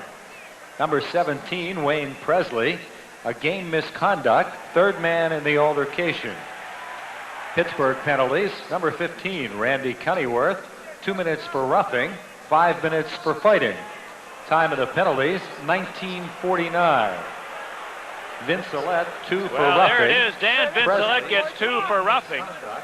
Randy Cunneyworth gets 2 for roughing and 5 for fighting at 19:49. And Wayne Presley, as we suspected, ejected with a game misconduct for being the third man in. So the Blackhawks will get a 5-minute power play out of this. Only 11 seconds to go in this second period. So all of a sudden, in one swoop, things are evened up in a hurry, aren't they? 5 straight penalties against the Blackhawks, 5 straight power plays for the Penguins, and now the Hawks are going to get a 5-minute power play to start the third period. Well, I'm certain that they'll concentrate on that aspect in the second intermission. As you'll recall, not long ago, the Hawks lost a game basically because they failed to do anything with a 5-minute power play in Montreal. That's what started them on their 7-game losing streak. It was a 3-3 game and a 5-minute power play. Here's Steve Thomas trying to move in. He's tied up, and behind the play we may have had a problem. Well, the Penguins are probably going to try and goad the Blackhawks into a silly penalty here, and they better just show a lot of self-control.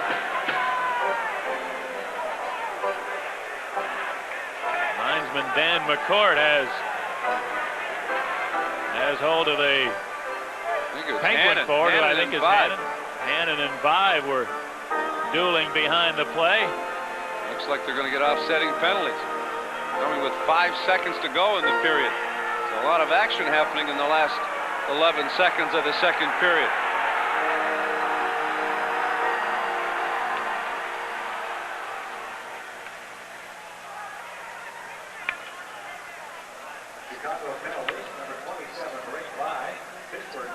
Number 20, Dave So offsetting Hannon, minors 2 each to for slashing. 5 and Hannon. Each gets slashing penalties. 2 each for slashing at 1955.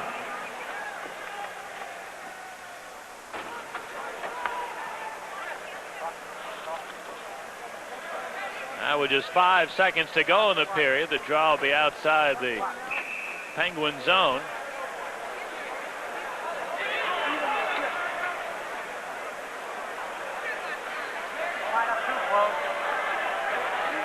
Now they get ready.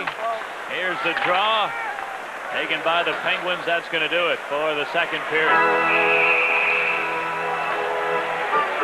Now another little problem as the period expires. Johnson tangling with one of the Hawks, and may have been Thomas rather, and a little gathering, but that's all for now.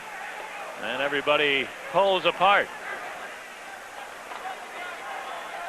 So the second period finally in the books as the Blackhawks trailed at 3-2 coming in.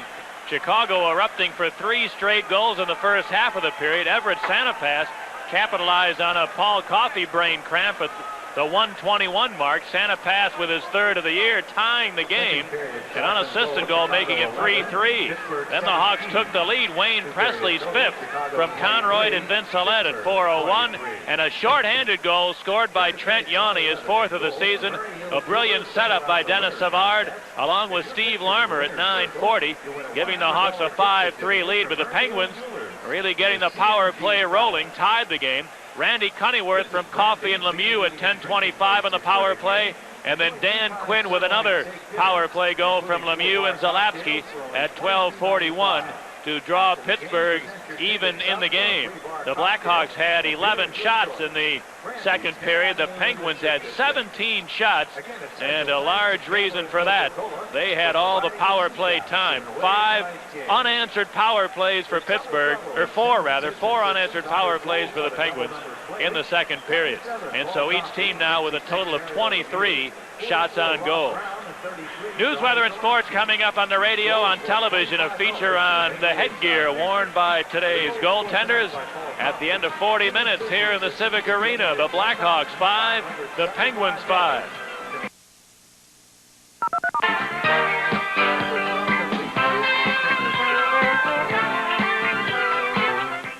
These guys worship their bodies more than truly beautiful women do.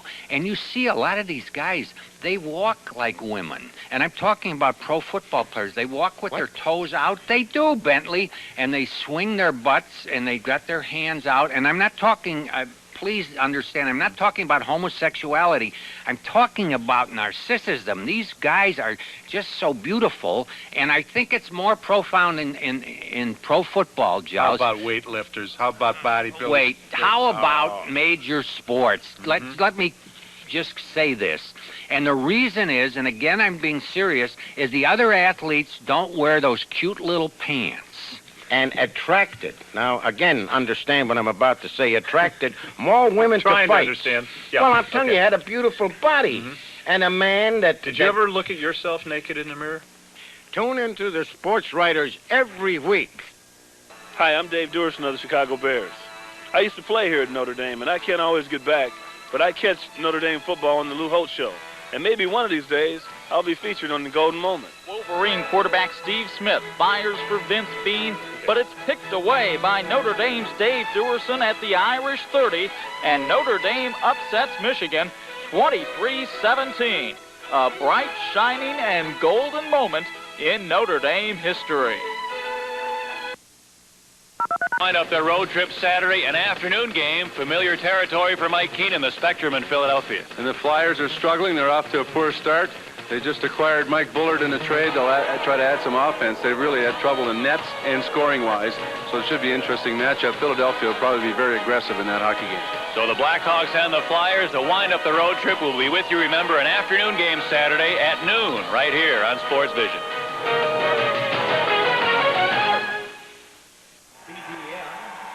After 2 periods of play in the Civic Arena, it's the Pittsburgh Penguins 5, the Chicago Blackhawks 5. Other scores around the league, Minnesota and St. Louis, no score. the first period. Boston playing the Islanders 2-2 in the second. Hartford giving it to Buffalo 5-0 in the third. Philadelphia in Washington in the Patrick Division battle there. Washington ahead 3-2 in the second period. Quebec ahead are playing in Calgary, an 8:35 start, no scorers yet. New York Rangers tied with these same Pittsburgh Penguins for first place in the Patrick Division are playing out in Vancouver, and Winnipeg playing against Gretzky, Bernie Nichols, and the rest of the Los Angeles Kings at the Forum. That's a 9:35 start. We'll update you on scores as we receive them. Here, after 2 periods of play, it's the Blackhawks 5, the Penguins 5.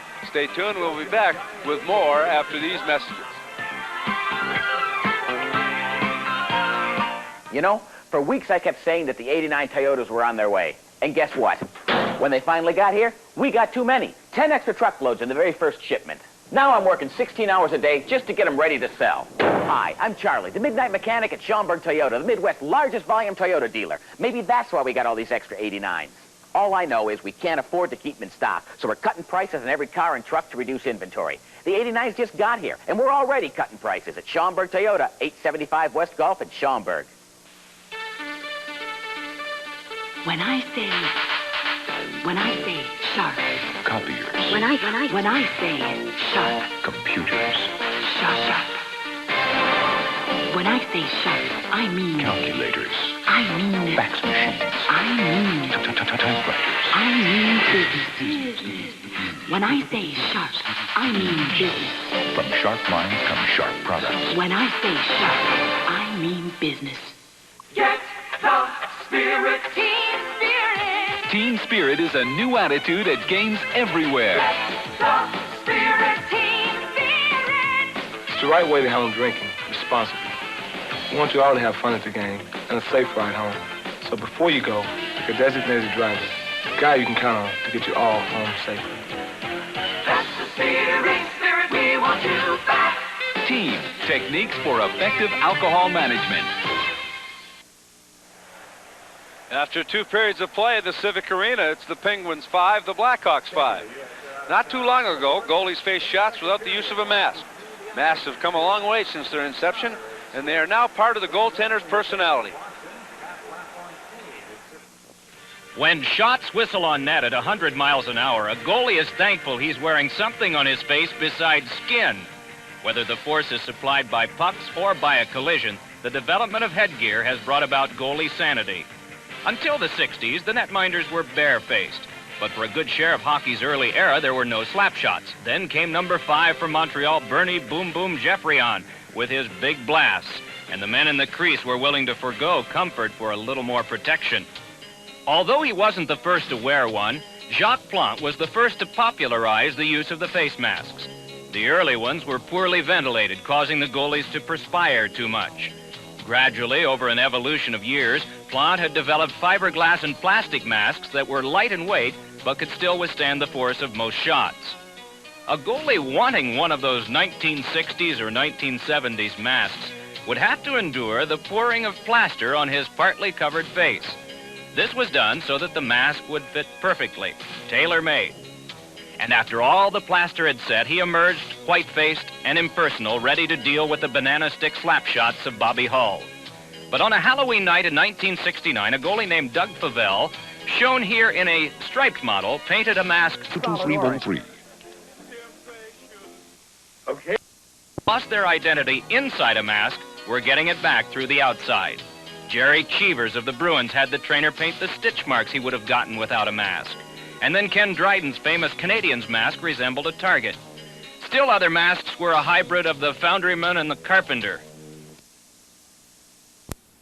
The goal wouldn't want even more armor than this, just plastic and some leather and some paint. But even the scariest of masks doesn't appear to hide the fear that the wearer reluctantly admits he must endure. Eyes that peered through these holes resemble those of Halloween characters, widened with anticipation, narrowed in reaction to either success or failure. Goalies wouldn't consider a return to the time when nothing separated them from the puck but flesh and bone. But while newer masks were designed to protect the throat, some still said it was too much trouble and went without. And as the 70s turned to the 80s, a new development, a wire cage. Billy Smith was the first to experiment with a cage 5 years or so before. Slowly, the veterans and the youngsters adopted the wire model. These were also very simple masks at first. Not too much paint on them, occasionally an emblem. Then came a combination of wire and plastic, a hybrid of the full cage and the old face mask, and with that, Grant Fuhr's Oiler Gusher mask. And in Philadelphia, the tree branches for the Flyers' Mark LaForest. The end product of all this, a secure covering for the guy who has to react quickly, scramble, scrap, and hang on. Face masks, good at keeping out the pucks, though sometimes not so good on ice shavings. Masks have come a long way since Jacques Plante started wearing that protective device. Jerry Cheevers had a neat idea, painting stitches where he might have been cut, if not for the mask. And I think Darren Pang has one of the sharpest one ever with that full Indian headdress. After 2 periods of play, it's the Penguins 5, the Blackhawks 5. Stay tuned, Pat and I will be back with a look at highlights of the second period after these messages.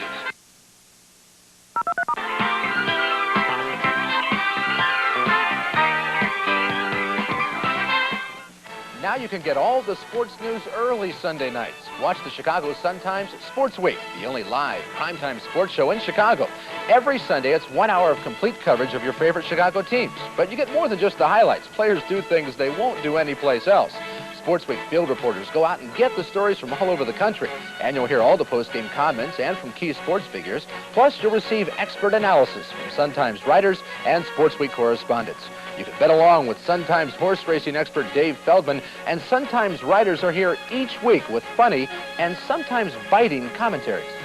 Rather than make such idiotic statements, it strikes me that Usry's time might be better served worrying about his gritty, grimy, crummy city and the various forms of lowlifes and sleazeballs that inhabit its streets and casinos. Sports Week also shows the best plays of the week and honors a local athlete of the week. So if you're tired of staying up late Sunday nights to get the sports news, watch the Chicago Sun-Times Sports Week right here Sunday nights on Sports Vision. Puts Savard over the line, stick handling around, Ramage right in, he scores! Dennis Savard! The Blackhawks, they give you the grace, the gut, the checking, the reflexes, the agility, the nerve, the fastest game in town. The Blackhawks, cold steel on ice. For tickets, call 853-3630. Through 40 minutes of play, the Blackhawks have rallied to tie up the Penguins by a 5-5 count. We have 5 goals to show you in that second period. I'm going to wind you up. Let's go. Let's go. That's for sure. The Blackhawks at 128. Paul Coffey just gives it away and then skates away. For unknown reason, he leaves Sanapas alone to score. And Sanapas gets his third at 128. That made it 3-3. And then at 4:01, the Blackhawks with a great pass. After an errant Pittsburgh pass, Vince Gillette with some work along the boards, taking the hit to get it to Conroy, who passed it to Presley. It looked like it might have been offside, but it was right onside. Presley fakes and slips it under the right arm of Brasso at 4:01. Conroy and Vince Gillette get the assist on Presley's 5th goal. That made it 4-3.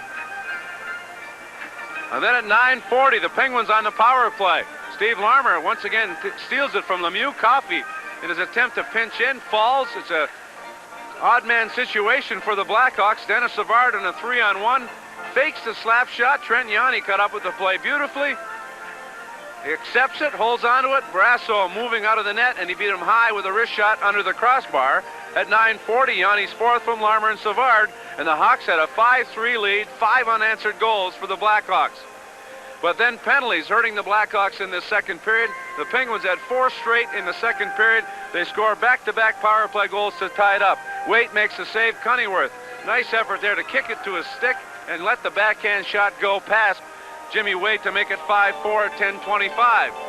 And then at 12:41, Zalapsky to Lemieux, Lemieux to Quinn. It took about 2 seconds up the ice, the full length of the ice. Quinn snuck in behind and beat Jimmy Waite to tie the score. That was Quinn's 15th, the goal coming at 12:41. Great passing by the Penguins, but the Blackhawks really got the short end of the stick in that period as they had to kill off 4 straight power plays by the Penguins. The key of this game is going to be coming up at the start of the third. Almost a full 5-minute power play for the Chicago Blackhawks. We'll have that in a moment. It's 5-5 after 2.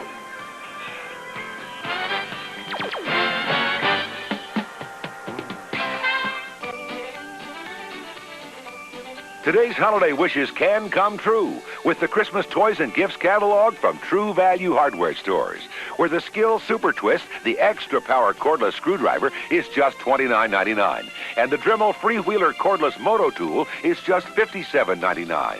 Or get this Poland 16-inch gas chainsaw with accessories for just $149.99 at participating True Value Hardware Stores and home centers. Get ready for a shocker. It's the 10-hour price shocker sale at Aronson Furniture and Appliances. It's tomorrow. Hurry, you've only got 10 hours to save.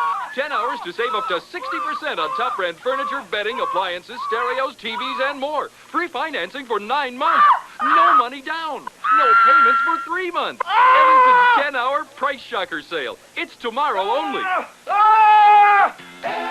Furniture, home of a credit connection. Aronson. Oh, great king of the jungle, who's the king of the car dealers? Please tell us. The king of the car dealers is Bob Rohrman. Any old lion worth his weight knows that biggest usually is the best. And Schaumburg Honda Automobiles is the largest in the Midwest. With 6 acres of new Hondas to choose from, you're sure to get a deal that's a really nice. The king of the car dealers is Bob Rohrman. I'm a friendly lion. Pat Foley back in Pittsburgh along with former Blackhawk and former Penguin Dale Talon, ranking 91st on the all-time scoring list for Pittsburgh. Look at that. What a beautiful mugshot as a Penguin. Several years and several donuts ago. They took that off my driver's license, that picture. I wish they had the side view there where you could maybe see those nice mutton chops you guys used to wear. Not then. That was out of style. 5-5 here as we get ready for the third period, and the key to the game could well be right here. The Blackhawks with 4:49 of a power play, a major penalty called to Cunningworth in an altercation near the end of the second. And so the great opportunity here for Chicago. Depend on WBBM for the exclusive AccuWeather forecasts around the clock. Chicago's most accurate weather information from AccuWeather, only on WBBM News Radio 78. And a reminder, after tonight's game, stay tuned for the Dave Baum Show. Dave talks with the day's newsmakers and you on the Dave Baum Show on WBBM News Radio 78. It wasn't too long ago, it was a 3-3 game at the Montreal Forum, and the Hawks had a 5-minute power play. They didn't score on it. The Canadians went on to score a couple of goals late in the period and win the game, and the Hawks haven't won since. All right, here we go. The draw to the Penguins, and Dykstra clears. Well, you got to figure Doug Wilson must be hurting. He's not out there to start this period on the power play. Wilson breaking a finger not long ago. There's Larmer on the right wing boards. His pass deflecting into the Penguin zone, and it's ruled an offside play anyway. In fact, looking, oh, there's Wilson now coming out for Chicago, but you mentioned it earlier. He's had maybe, 5 or 6 shifts the entire night. He had 2 in the second period. One early, one late. The real difficulty for Wilson with that finger, it's on his left hand, his power hand, the shooting hand. And that, of course, one of the big weapons on the Hawk power play is his tremendous shot. And we saw it early in the game. The first good scoring chance of the game was for Doug Wilson, and he cranked it several feet wide. He clearly is playing in some difficulty, but a measure of his character that he remains in the lineup. Also, the Blackhawks have had other numerous chances in this hockey game, and Steve Larmer especially, and he's missed the net 3 or 4 times.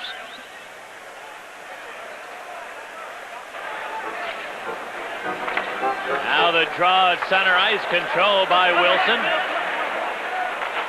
He gave it to Conroy.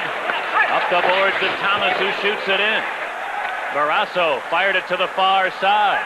Wilson unable to hold it at the line. Lemieux got away. Here's Lemieux into the Hawk zone, moving in for Erie. He scores! A short-handed goal for Pittsburgh, and the Penguins grab the lead at 6-5. What a pass from Mario Lemieux. Flipped it over the stick and right onto the tape of Airy, who just advanced it past Jimmy Waite. Barrasso cleared it around the boards. Troy Murray was unable to intercept it. Doug Wilson couldn't keep Lemieux at the line, and he just flipped it over the defenseman Conroy right onto the tape. That thing was about a foot in the air, 6-8 inches in the air. He just flattened it right onto the tape. Great feather pass, right on the money, and Airy advanced it. How tough is that to do? He put it up over the stick and laid it flat right on the receiver's stick. I mean, that is... You played. I don't know if you can describe how difficult that really is. It really is. A lot of times you flip it over, the puck will go on edge and bounce, but that just flipped it up in the air and landed flat right on the tape. Boy, oh boy, Lemieux at his best. They've talked about a mini slump for Lemieux, 4 points in his last 4 games. How about 5 points tonight? And here's the draw to the Penguins, and they clear. A goal and 4 assists for Big Mario. Hawks still on the power play now. Here's Manson trying to center one. Didn't get it through Dykstra. They battle in behind the net. Larmer dug it loose to the line, and Manson put it across to Yanni. Gave it to Savard. Back to the line, and Yanni again to Savard. Savard far circle to Yanni. Back to Savard. His shot and a save. Rebound. Larmer couldn't control it, and Barrasso makes the save. Larmer tried to kick it forward to his stick. Couldn't complete the move. Savard let it go through a screen. The rebound to Larmer is at his right skate. He tried to kick it. Came off his skate too quickly for him to get the stick on it, and he was unable to reach it. And Dykstra was there to prevent him from getting to it. Sometimes that puck comes off softly and you're able to control it. That time just squirted away from him, and he was unable to pull the trigger, and it slipped under Barrasso. Well, Larmer's been snake bitten the last couple of games, the number of chances he's had. Just over 3 minutes remaining on the Hawk power play. But the Penguins with a short-handed goal to answer the shorthander the Hawks scored earlier. Pittsburgh has grabbed a 6-5 lead. Face off to the left of Barrasso. The draw to the line, Manson. Do it across for Yanni. Up the boards to Savard. Trying to center it. Here's a shot. Hit the side of the net from Sutter. Thomas got it to the far corner, Savard. Dennis Savard rolled it in behind the net. Barrasso swats it to the near board. Manson tied up. It's cleared away to Lemieux. Look out now. Might be another 2-on-1. Lemieux cuts in.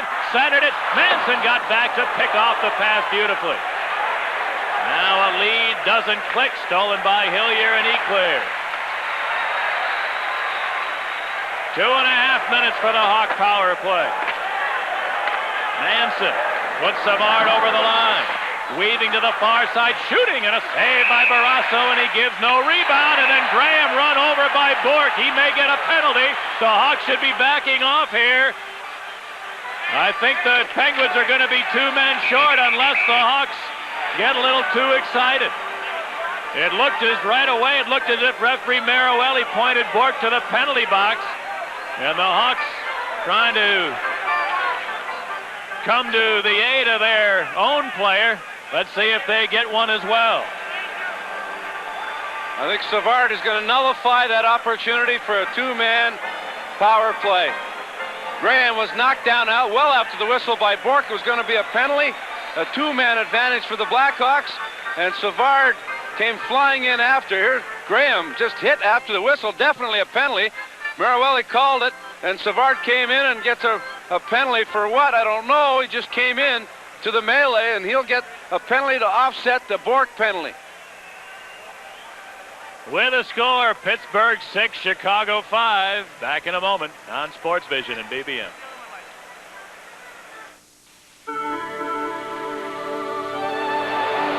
Nature's light, bathing fields of grain, enriching full, fresh hops, giving life to sparkling streams, nourishing all the natural things that go into making Bud Light.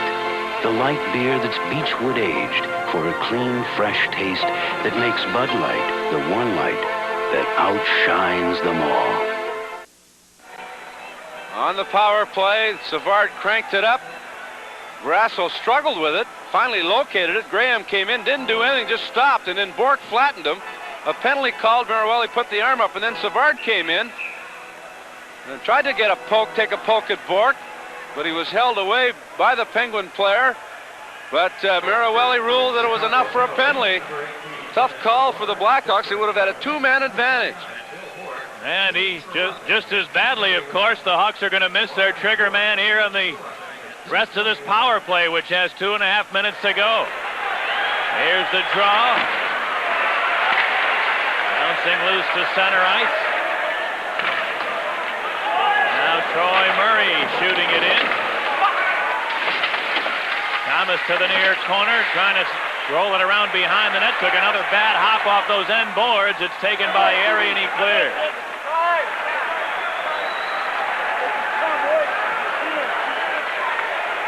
Manson, his pass nearly picked off. And the Hawks have to regroup in their own zone. Trent Yanni starts Troy Murray away. He feeds Thomas. Thomas into the Penguin zone, stops on the near side. Drops it for Manson, again to Thomas along the board. Thomas hanging on. Penguins pack in the box deeply. Here's a long shot from Manson. Barrasso gloving it through traffic, and he holds on.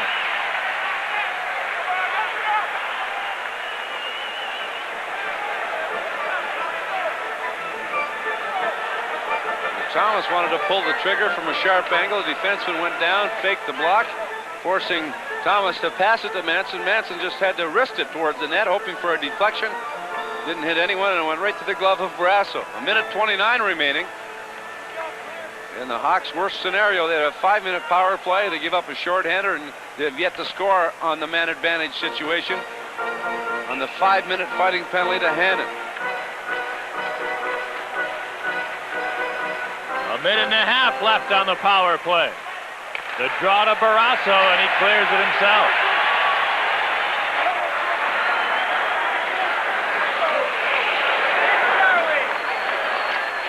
Dave Manson ahead to Santapass, clearing to Graham over the line, leads for Santapass, a long shot, blocker save by Barrasso, and the Penguins clear. Lemieux picks off a Wilson pass right out of midair. Mario, maybe only a shade behind Gretzky, is the best forechecker in the game. Now here's a lead pass, almost decapitated Graham. And the Hawks look to move in, and Santapass is 20 feet offside. And without Savard, boy, this power play, and Savard and Wilson, the power play just doesn't seem to have it. What a turning point this might be. 47 seconds still to go on the power play. The Hawks with very few scoring chances on this entire 5-minute chance. Could have had a 2-man power play as well. Instead, they lose Savard for 2 minutes. As he and Bork get offsetting penalties at 2:21 of the third period.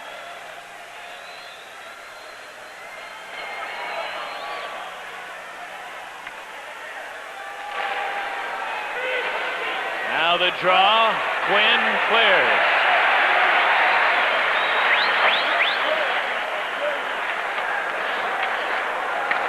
Mike Eagles to center ice.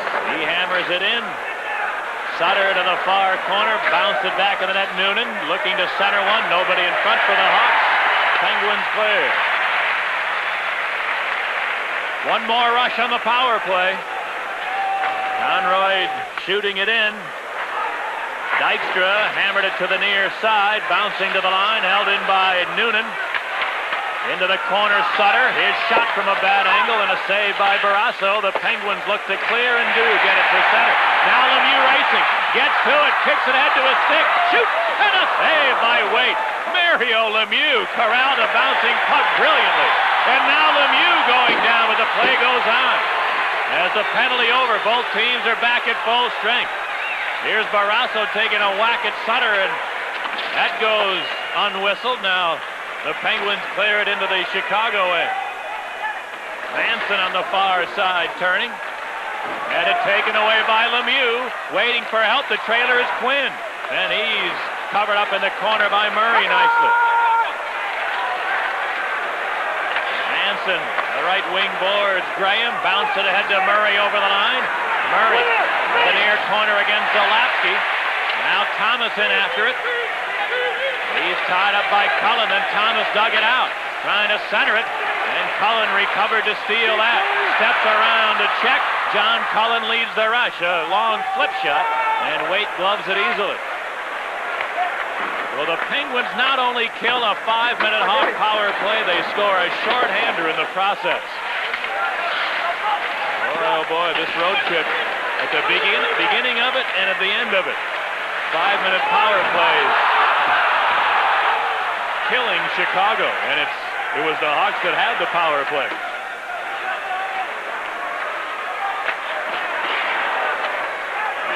Now in the Pittsburgh zone, Steve Dykstra. Throws it up the middle, it slides down the length of the ice, and this will be icing against the Penguins with 13 and a half to go in the third. Pittsburgh 6, Chicago 5 on Sports Vision and BBM.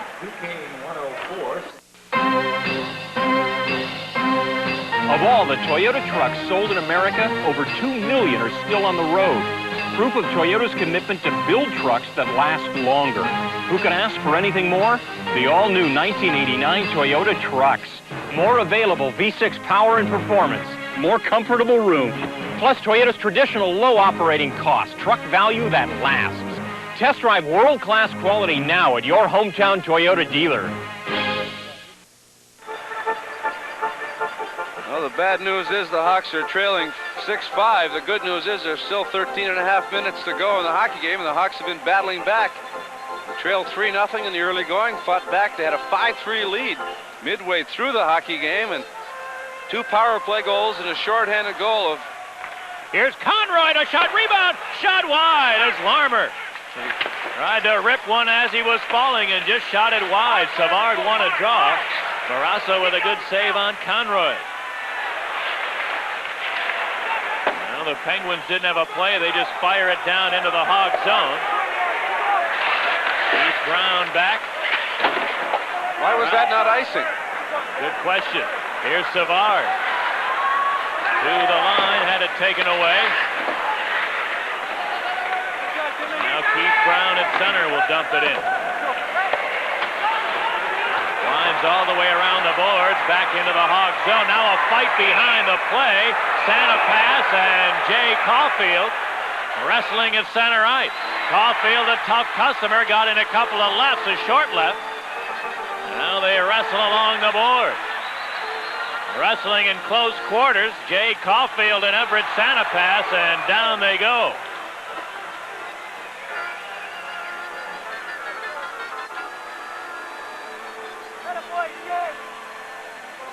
And now the linesman able to separate them with just under 13 minutes to go in the third. Pittsburgh 6, Chicago 5 on Sports Vision and BBM.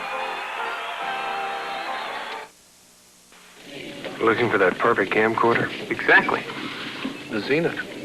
Zenith? Yeah. Uses a full-size VHS cassette. It has the latest professional features, and it's fully automatic. Great. Or, if you want something smaller... Yeah? The Zenith. Zenith. It's a compact VHS. Autofocus, really easy to use, and it's surprisingly affordable. So it's the Zenith. Or the Zenith. I think I'm leaning toward the Zenith. Good choice. Blackhawks had a 5-minute power play, didn't get many chances, but they get one off the draw. Savard the shot. Larmer on the rebound, just shot it wide. And after that chance, Santa pass and Caulfield get involved in an altercation. And guess what? The Blackhawks get the instigation penalty, and they'll be short once again. It appeared to me that they were both willing at the same time to drop the gloves and go at it. But the Hawks will be shorthanded for the 8th time in the game. The Penguins are 3 for 7 on the power play. Also, they have a short-handed goal.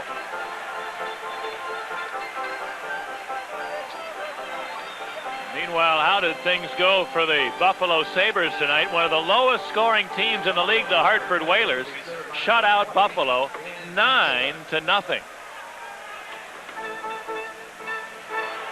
Also, Washington knocked off Philadelphia 4-3. All right, here's the Penguins on the power play, but Murray wins a draw, feeding Graham. Dirk Graham motors over the line. Here's the shot. A weak one went wide. Murray chases it down, and then was tied up, and Zalapsky takes over. Now Paul Coffey up the board to Lemieux. Manson had him well covered. Back in his own end, Coffey for Zalapsky. Now Quinn. And Dan Quinn bounces one in. Jimmy Waite shot it to the far side, and the Hawks able to clear.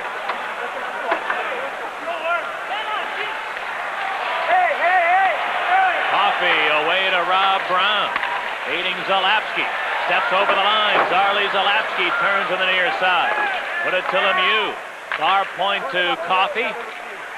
Now along the boards, Rob Brown to Coffey. Near circle intended for Lemieux. Picked off by Larmer. Ahead for Savard. He cuts in, shooting. He scores!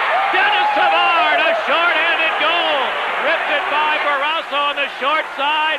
The stick side. The second shorty for the Hawks tonight. They've tied the game at 6. And once again, Paul Coffey victimized. His pass intercepted by Larmer. Larmer, great pickup by Savard through the legs. And from the dot, just beat Barrasso through the legs. Or maybe low to the stick side, we're not quite sure. But a big short-handed goal with 1:01 remaining on Santa Pasa's instigation penalty. Right through the pipes. Savard's first goal in his last 7 games. 10th goal for Savoir-Faire, assisted by Larmer at 8:12, and Larmer started the whole play by picking off the pass that was intended for Lemieux. He diagnosed what the Penguins were trying to do, and then sent Savard away. Well, Larmer's been brilliant defensively and anticipating and intercepting passes. Here he steals another one in the Chicago zone and clears it down all the way. Larmer has 2 assists, 2 great assists on both shorthanded goals, but he's also had 4 or 5 great chances that he just shot wide. Zarley Zalapsky lost it as he came to the line. Graham trying to move back. Then he's forced to drop it to Conroy, who clears. And one more rush on this Pittsburgh power play. There's John Cullen on right wing over the line. Rolls it in deep for Bork. Bill Bork back of the net took a hit, then Cullen dug it out to Lemieux. Lemieux along the near board. Put it to the deep slot. Here's Hillier, a shot and a save by Waite. Rebound, chopped just wide. Now the Hawk penalty is over. Put Lemieux in behind. Now works to the corner. Put it to the line, and Penguins hold it in. Here's a long shot from Dykstra. That's up off the glass. Both teams are at full strength, but the Penguins keep the heat on. Lemieux with a bouncing puck. It rolled up over his stick, and that allows the Hawks to clear it. Dykstra tied up as he came to the line. Now back into the Penguin zone. Johnson got help from Dykstra, who cleared it ahead. Now the Penguins, Hannon trying to move into the slot, tied up, knocked off the play. And back at center, the Penguins regroup with Johnson, who shoots it in. Halfway through the 3rd period, a seesaw game is now tied at 6. Got into the Pittsburgh zone. Thomas got help from Noonan. Cleared it in behind the goal. And Hannon takes it away. Clearing to Richard Zemlak, who shot it to center ice. And Noonan back into his own zone. Hawks clear it into the Pittsburgh end. Rob Brown on the right wing boards. Got it to center. Cullen shooting it in. Zalapsky put it into the near corner. Cullen now trying the return pass. That's broken up. Now Zalapsky got to it. His long shot well wide of the target, and Sutter Got it to center ice. Only corralled by the Penguins. Zalapski. Put it into the center ice area. Rob Brown trying to dump it in, couldn't do it. And Manson the other way. Had his pocket picked nearly, then Sutter carries on and shoots it in. And Zalapski for Pittsburgh. Works his way to center, a feed for Lemieux, cuts over the line, then lost the handler. He was in, and Brown tied him up. Back comes Steve Thomas on left wing. Thomas gains the line for Murray, shooting, Barrasso the save. Rebound to the near side, Graham was tied up along the boards. Out comes Lemieux. He cleared it to the right wing side, and the Penguins dump it in deep. Murray poked it to the near board. Coffey held it in. Now kicked away from him to center ice. Buskett. Got it to Quinn, shooting it into the near corner.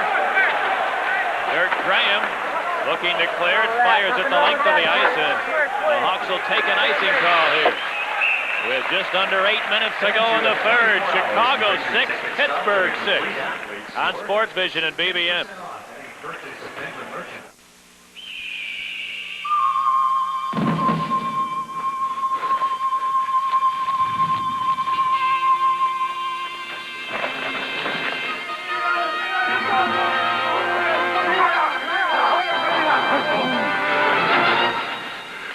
Great.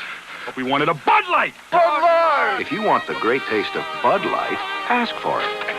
Now go get pizza. Bud Light. Because everything else is just a light. Our next Bulls game on Sports Vision will be Friday at 7:30 when the Bulls host the Milwaukee Bucks. Game time is 7:30 on Friday on Sports Vision as the Bulls meet the Bucks.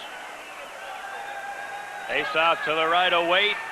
Here's the draw to the line. Coffey, the long shot. And it deflects up high. Now Eagles slides it out to center ice. And the Hawks dump it in. Oh, Coffey.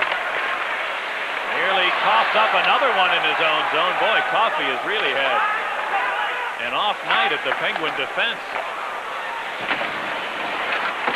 Now here's Vive. Poking it in behind the goal. Hilliard tied up by Noonan, who steals. Noonan on the far side, avoiding a check. Now finally knocked off the play, and now the whistle sounds and a penalty is coming up, and the Penguins are going to be a man short. The Hawks with a power play chance, 7 minutes to go, 6-6 on Sports Vision and BBN.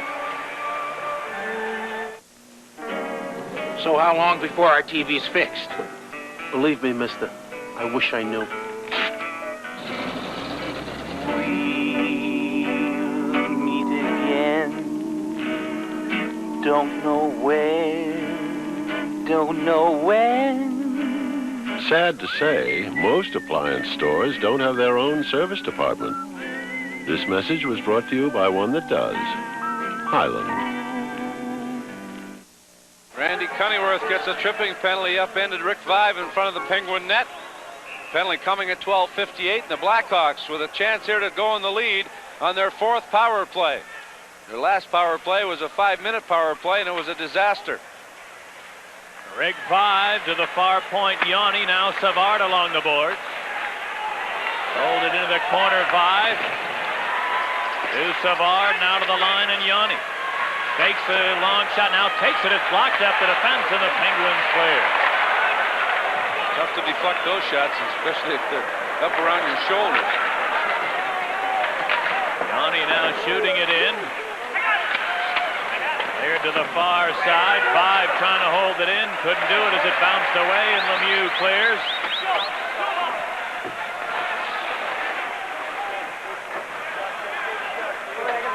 Dave Manson. His bank pass picked off by Hilliard. Down it goes.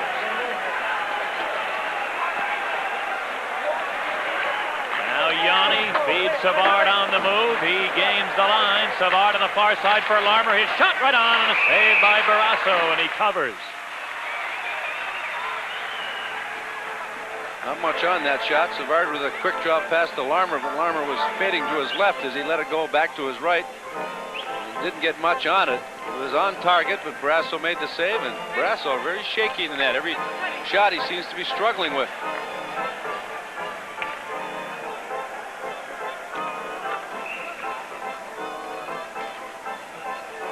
Since coming to Pittsburgh, Barrasso a record of 4-2-1 and a .368 goals against.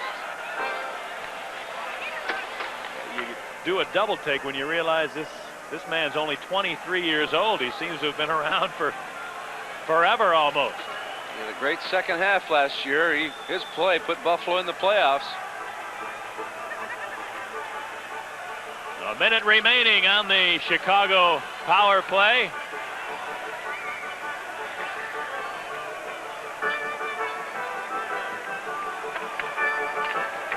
Face-off will be to the right of the Penguin goal. John Cullen, who played at Boston College, or Boston University rather, for 4 years. Gets ready to go on the draw against Troy Murray. Cullen, who signed as a free agent with the Penguins, proven to be a good find for them. Here's the draw. Cleared to the near corner. Hannon put it to the far side. Wilson holding it into the corner. Got it to Graham. Back to the far point, Murray.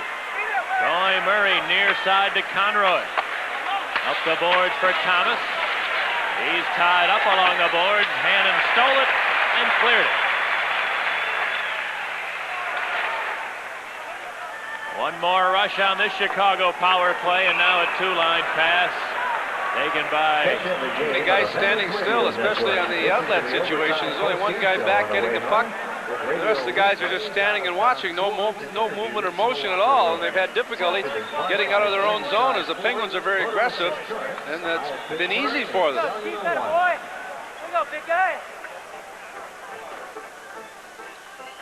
On the power play, you got to work harder than any other situation. The pressure is on you, definitely. You have to figure the man advantage, you should score.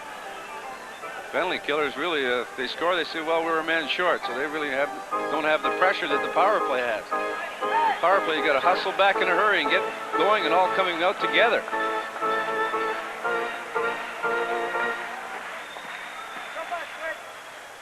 The draw controlled by the Penguins. Clearing it back to the Chicago net. Here comes Wilson. Long feed for Thomas. Clearing it over the line, and Gord Brossiger called it offside. Looked like a pretty good rush from here. Steve Thomas tried to pass it to Savard. He was right next to Savard. The pass deflected off the skate right back. The rule was an offside call. Thomas trying to bouncing puck to Savard. Savard deflects it. No way that was offside. We have the benefit of the replay, and the officials don't. It's a very tough decision for those linesmen, and close calls they normally call offside. Doug Wilson's pass picked off. Here's Johnson racing into the Hawk zone, trying to cut in. Down he goes, and the play continues as Manson bounces one to center. Meanwhile, the Pittsburgh penalty is over. Both teams are back at full strength. Down to 5 minutes remaining in the third period. This game tied at 6. Here comes the Penguin rush. Quinn right in. Wait, a big save. Dan Quinn with a brilliant move to avoid a check, and Jimmy Waite came up big. Now Wilson the other way. Takes a long shot. Barrasso put it to the corner. Bill Bourque has it there. Then lost it to Larmer, centering. Noonan couldn't get to the loose puck. Keith Brown does. Put it in behind the goal. Now Hilliard to the far side. Took a hit from Noonan. And Cullen able to roll it loose to center ice. Rob Brown in over the line. And Keith Brown able to knock him off the play. Back come the Blackhawks as Sutter hits the Pittsburgh line. Shooting it in deep. Zalapski His feed missing Cullen, sliding into the Hawk zone, and this is going to be an icing call against Pittsburgh. Under 4 minutes for regulation time. 6-6 on Sports Vision and BBM. We've got a great act going. Robert and Rufus. I play the Casio SK1, and Rufus sings. Problem is, he only sings when he wants to. But with this Casio, I can record a sample of him whenever he's in the mood. Come on, Ruf. Got it.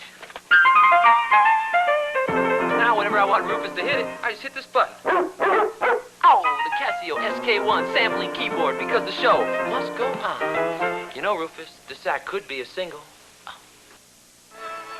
Mary Lemieux, you think you've got him tied up. He still has the presence of mind to dump it off to Quinn. Quinn fakes around Manson, and Jimmy Waite, well, of the net, got a piece of it with the left arm and deflected it wide. Game-saving save there by Waite.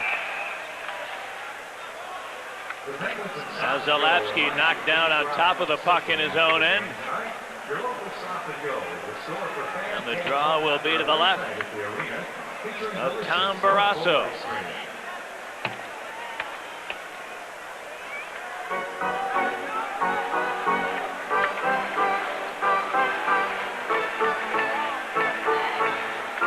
Ryan Noonan out there along with Sutter and Mike Eagles.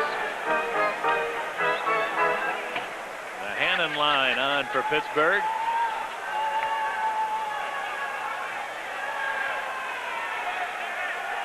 Now ready, and the draw over to the far side, Cullen. He chops it back into the Chicago zone. Mike Eagles is back. Up the boards to Dwayne Sutter, returning to Eagles. Eagles with a long drive, a bouncing puck. He shot it up off the glass. Now they battle on the far side. Sutter came up with it, moves in front, shoots one. Barrasso the save. Rebounds Zalapsky. And he shovels it up over the glass and into the crowd. Good pick there set by Eagles as Sutter was allowed to come from behind the net and try to stuff it. Barrasso stood his ground and made the save, and the rebound in the corner, and Zalapsky's clearing it. With that puck bouncing more and more with every shift as the period winds down. Tom Barrasso has faced 33 shots in his last 5 games. He's faced 36 shots a game. In their last 10 games, the Penguins have been outshot by a wide margin in every game, by at least 12 shots a game.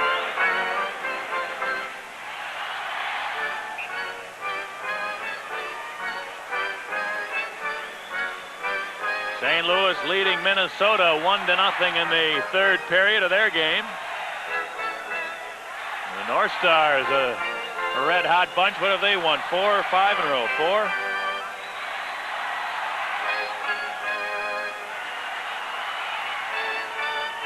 Washington beating Philadelphia. Hartford winning 9-0 over Buffalo. That's a final.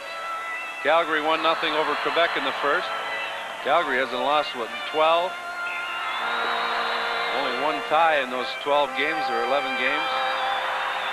Montreal's only lost twice in their last 18 and only 2 ties. Here's the draw. Yanni along glass. Didn't get through the traffic. Graham battles to the corner, tries to center it, picked off, then Thomas put it in front, and Murray too well covered. Out come the Penguins. Dan Quinn waiting for some help, turns at center, flips it ahead to Lemieux. Thomas tied him up nicely, and Troy Murray took it away to Manson. Dave Manson sliding it in. On the far side, Murray got to it. Bounce one to the corner. Jim Johnson put it to the near side. And Lemieux deflects it to Bob Airy. His pass broken up at the Hawk line. Yanni gave it to Troy Murray with 2.5 minutes to go in the third period. Hawks, for some reason, are not called for icing as Murray just missed connection on a pass. Now Coffey the other way to the line is tied up. Taken away by Savard. Savard works it over the Penguin line. He's spun around by a Hillier hip check. And Coffey gets it away to Cullen. Cullen stopped by Keith Brown. Now the Penguins able to dump it in. Steve Conroy clearing to the near side. Cullen tied up along the boards, then Bork dug it out. But his pass stolen by Everett Santapat. Ahead to Steve Larmer. Larmer hits the line, leaving for Savard. Savard trying to move in front, tied up by Bork. Now another Penguin joins, then Santapat helped out, centering Larmer at his feet. He can't find it, and he's knocked down on a penalty coming up here to the Penguins. Steve Larmer, it seemed like in between the rings forever, had all sorts of difficulty finding the puck. It was right at his feet, but he couldn't get to it because Paul Coffey was draped all over him. The puck just totally on edge. It never seems to be flat. It hits him in the skate, deflects up off his shin, and as he tries to get it, Paul Coffey down on his knees, had his arms draped around him, and the Blackhawks, with 1:21, will have a chance to win the game on the power play. This is their 5th of the game, included in those 5 a 5-minute power play. Hawks have the 1 power play goal, and they have 2 shorthanded goals. Meanwhile, the Penguins have scored 3 times on their power play, and they also have a shorthander. Well, if you joined us late, it's been quite an evening. The Penguins scored on their first 2 shots. They were ahead 2-0 after 1.5 minutes. Darren Pang lifted in place with Jimmy Waite coming on to take his place. The Penguins scored again. They led 3-0 after 5 minutes of play. And the Blackhawks have rallied to tie this game. Since it was 3-0, the Hawks then scored 5 unanswered goals through the middle part of the second period. Pittsburgh tied it before the period was over, and now each team has scored 1 shorthander here in the third period. And here are the Hawks with a chance to break a long drought in the victory column. Needing to cash in on the power play right here. Manson in the deep slot. Here it comes. Blocked at the defense. Karam's into the far corner. Now Larmer to Wilson at the line. He put it across to Manson. Bounced outside the line. Hawks will have to regroup. 67 seconds to go. Here's Savard shooting it in. Dykstra put it to the far side. Wilson held it in. Then Johnson looking to clear. Wilson again kept it in to Vive into the deep slot. Here's the shot. It rolled off the end of his stick. Larmer centered. It may have hit the post. Off a deflection, but out comes Lemieux. Lemieux 1-on-2, and he had the Jets going, but Wilson able to stop him beautifully. Then his pass deflects. At center ice, finally corralled by the Penguins. Here's Lemieux. Mario Lemieux in over the line, looking to split the defense. Now centered it. That hit a skate. 30 seconds for the third period. Here's Vive over the line on right wing, leaving for Larmer. Larmer rolled it in behind the net. Jumped free to the far side. Now a steal by Zalapski. Gave it to Hillier with plenty of time. He waits and clears. And it bounces center, a breakaway. Here's Hannon right in for the game. He scores. Penguins win on their 3rd shorthanded goal of the game. What a unfortunate bounce for the Hawks. They tried to keep a clearing attempt in. It bounced off a glove at the line, right to Hannon at center. He had clear sailing, and it's 7-6. But Hillier with all kinds of time, waited, and then just slapped it up the middle. Now Conroy went to glove it. It deflects off his glove right to Hannon, who was onside.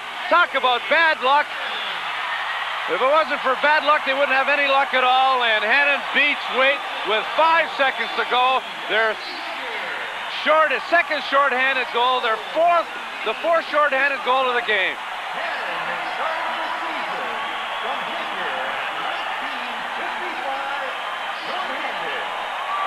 5 seconds to go in the game, and Hannon buries it upstairs. A shorthanded goal. Yanni scored a shorthanded goal. Airy scored a shorthanded goal. Savard scored one. And now Hannon, which appears to be the game winner. Boy, the Hawks can do nothing right. The power play gives up 2 shorthanded goals in the third period, and it ends up costing them the game. Same situation in Montreal. They had a 5-minute power play in a 3-3 game. they win that game, who knows what might have happened. And this will be their 8th straight loss. And 2 of the big losses in that 8-game losing streak coming with 5-minute power plays. Giving up a shorthander here to lose the hockey game. After Larmer's apparent feed across the goalmouth, looked like it might have hit the goalpost. Boy, oh boy, you said it.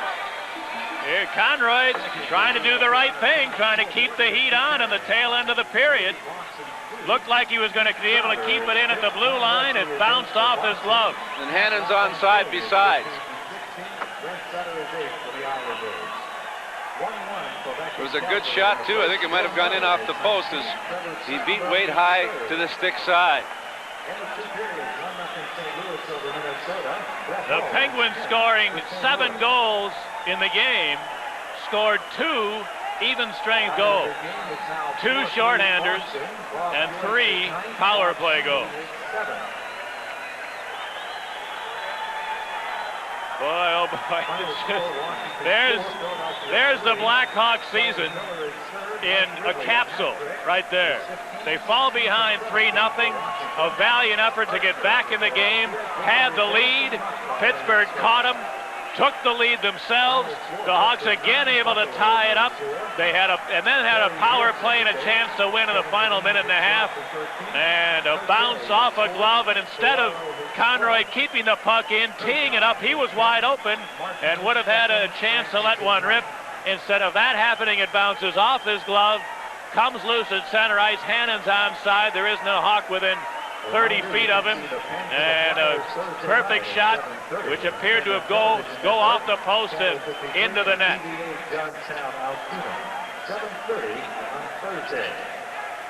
Boy, oh boy, that's... The Penguins are home this Saturday night. Well, if it rained soup, the Blackhawks would have a fork. Oh, it's you can laugh or cry. You might as well laugh, I guess, because what a disheartening loss. Some hurt more than others, but on this road trip, this will be the 8th straight loss. But on this road trip of the 6 straight losses on this trip, there'll be only 1 game in which they were blown out, and that in Boston. Other than that, good performances, but not quite good enough all the time, it seems. The loss to Montreal that started this long streak, and then poor performance at home against Vancouver. And then other than that, the only other game, 2 of the 8 losses were bad performances. One against Vancouver at home and the other against the Bruins in the Boston Garden. And other than that, they've been in every game, and there's nothing to show for any of those efforts. 5 seconds left. Waits on the bench. Here's the face. Well, they're trying to get the face-off underway.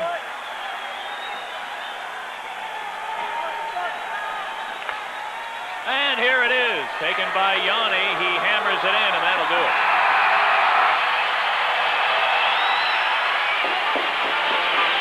The Pittsburgh Penguins have stretched an undefeated streak to 7 in a row, while the Blackhawks have stretched a losing streak to 8 in a row. Believe me, this verdict could have very easily gone the other way. But with the bad luck, bad bounces, at times bad officiating, the Hawks could argue, but they have to look in the mirror in several areas, and included among those, special teams. That killed them in this game. The power play was very weak, and also again some unnecessary penalties that hurt them. In the 3rd period, the Penguins scored a short-handed goal from Bob Airy, assisted by Lemieux at the 42-second mark. The Hawks tied it with a shorthander of their own. Dennis Savard's 10th of the season from Larmer at 8:12. So then the shorthander that spelled disaster, Dave Hannon, scoring from Hillier at 19:55 to win the game for the Pittsburgh Penguins. Shots on goal in the 3rd period. The Blackhawks had 10. The Penguins had 6. The game totaled 33 Chicago shots and 29 Pittsburgh shots. Final score, the Penguins 7, the Blackhawks 6. We'll wrap it up after this.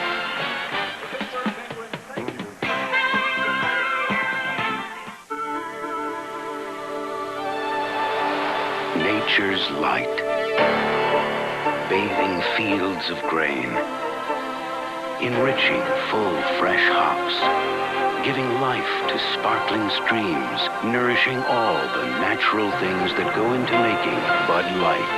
The light beer that's beechwood aged for a clean, fresh taste that makes Bud Light the one light that outshines them all. You are looking at a bald man. Bald, yes, but not without friends, including me, Paul Finnemore. It's been 25 years since I opened Hairline Creations, 25 years of making friends and helping people beat baldness.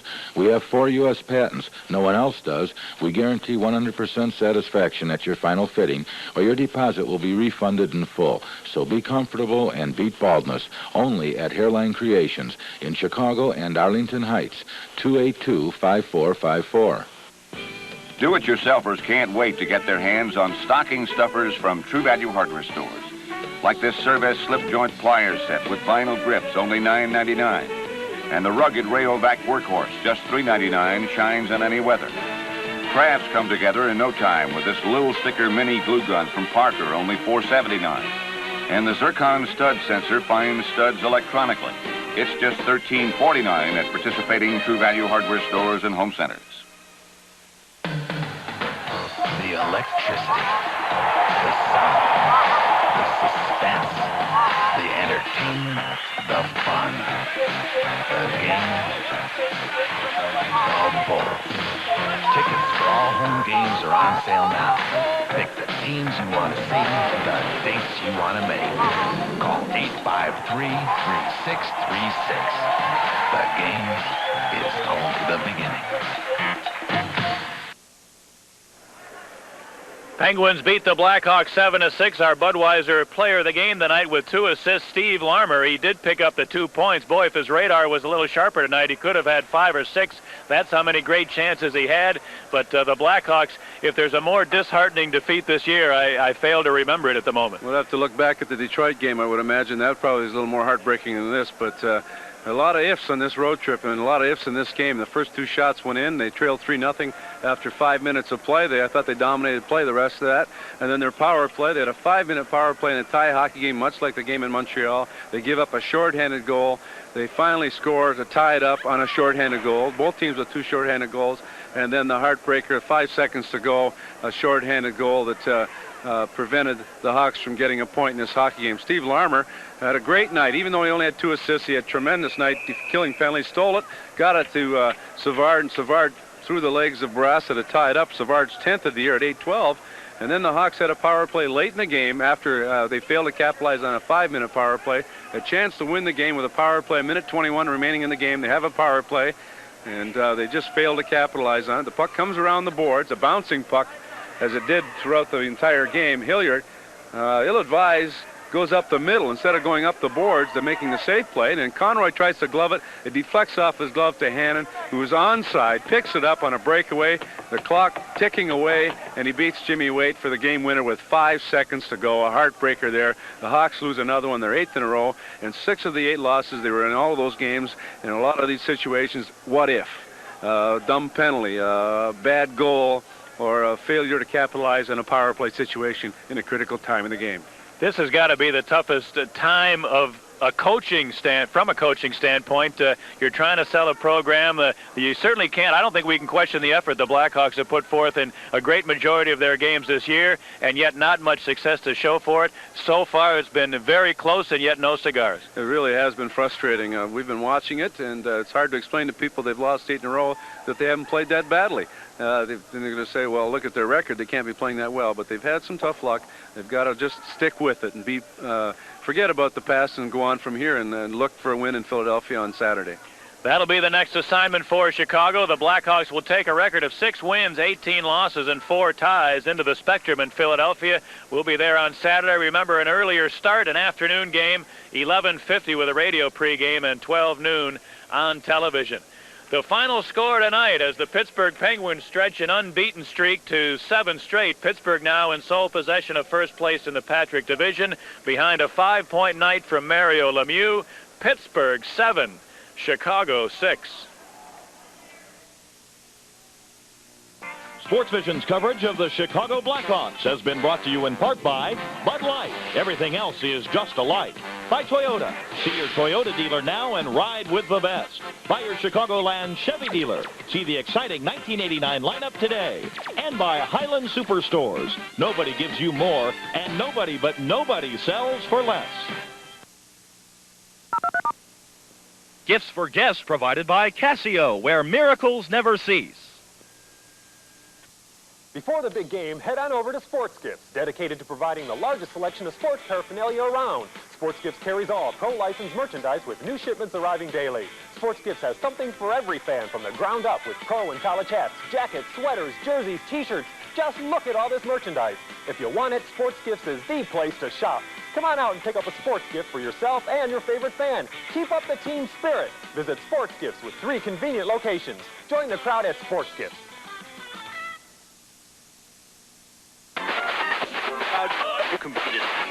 For quality home and car stereo systems, visit Sounds Deluxe at 215 East Ogden in Westmont. Sounds Deluxe offers a wide variety of stereos, TVs, and VCRs, featuring M&K speaker systems for unmatched detail and sound clarity. Each system consists of 2 mini speakers and 1 subwoofer to provide the deep bass response found only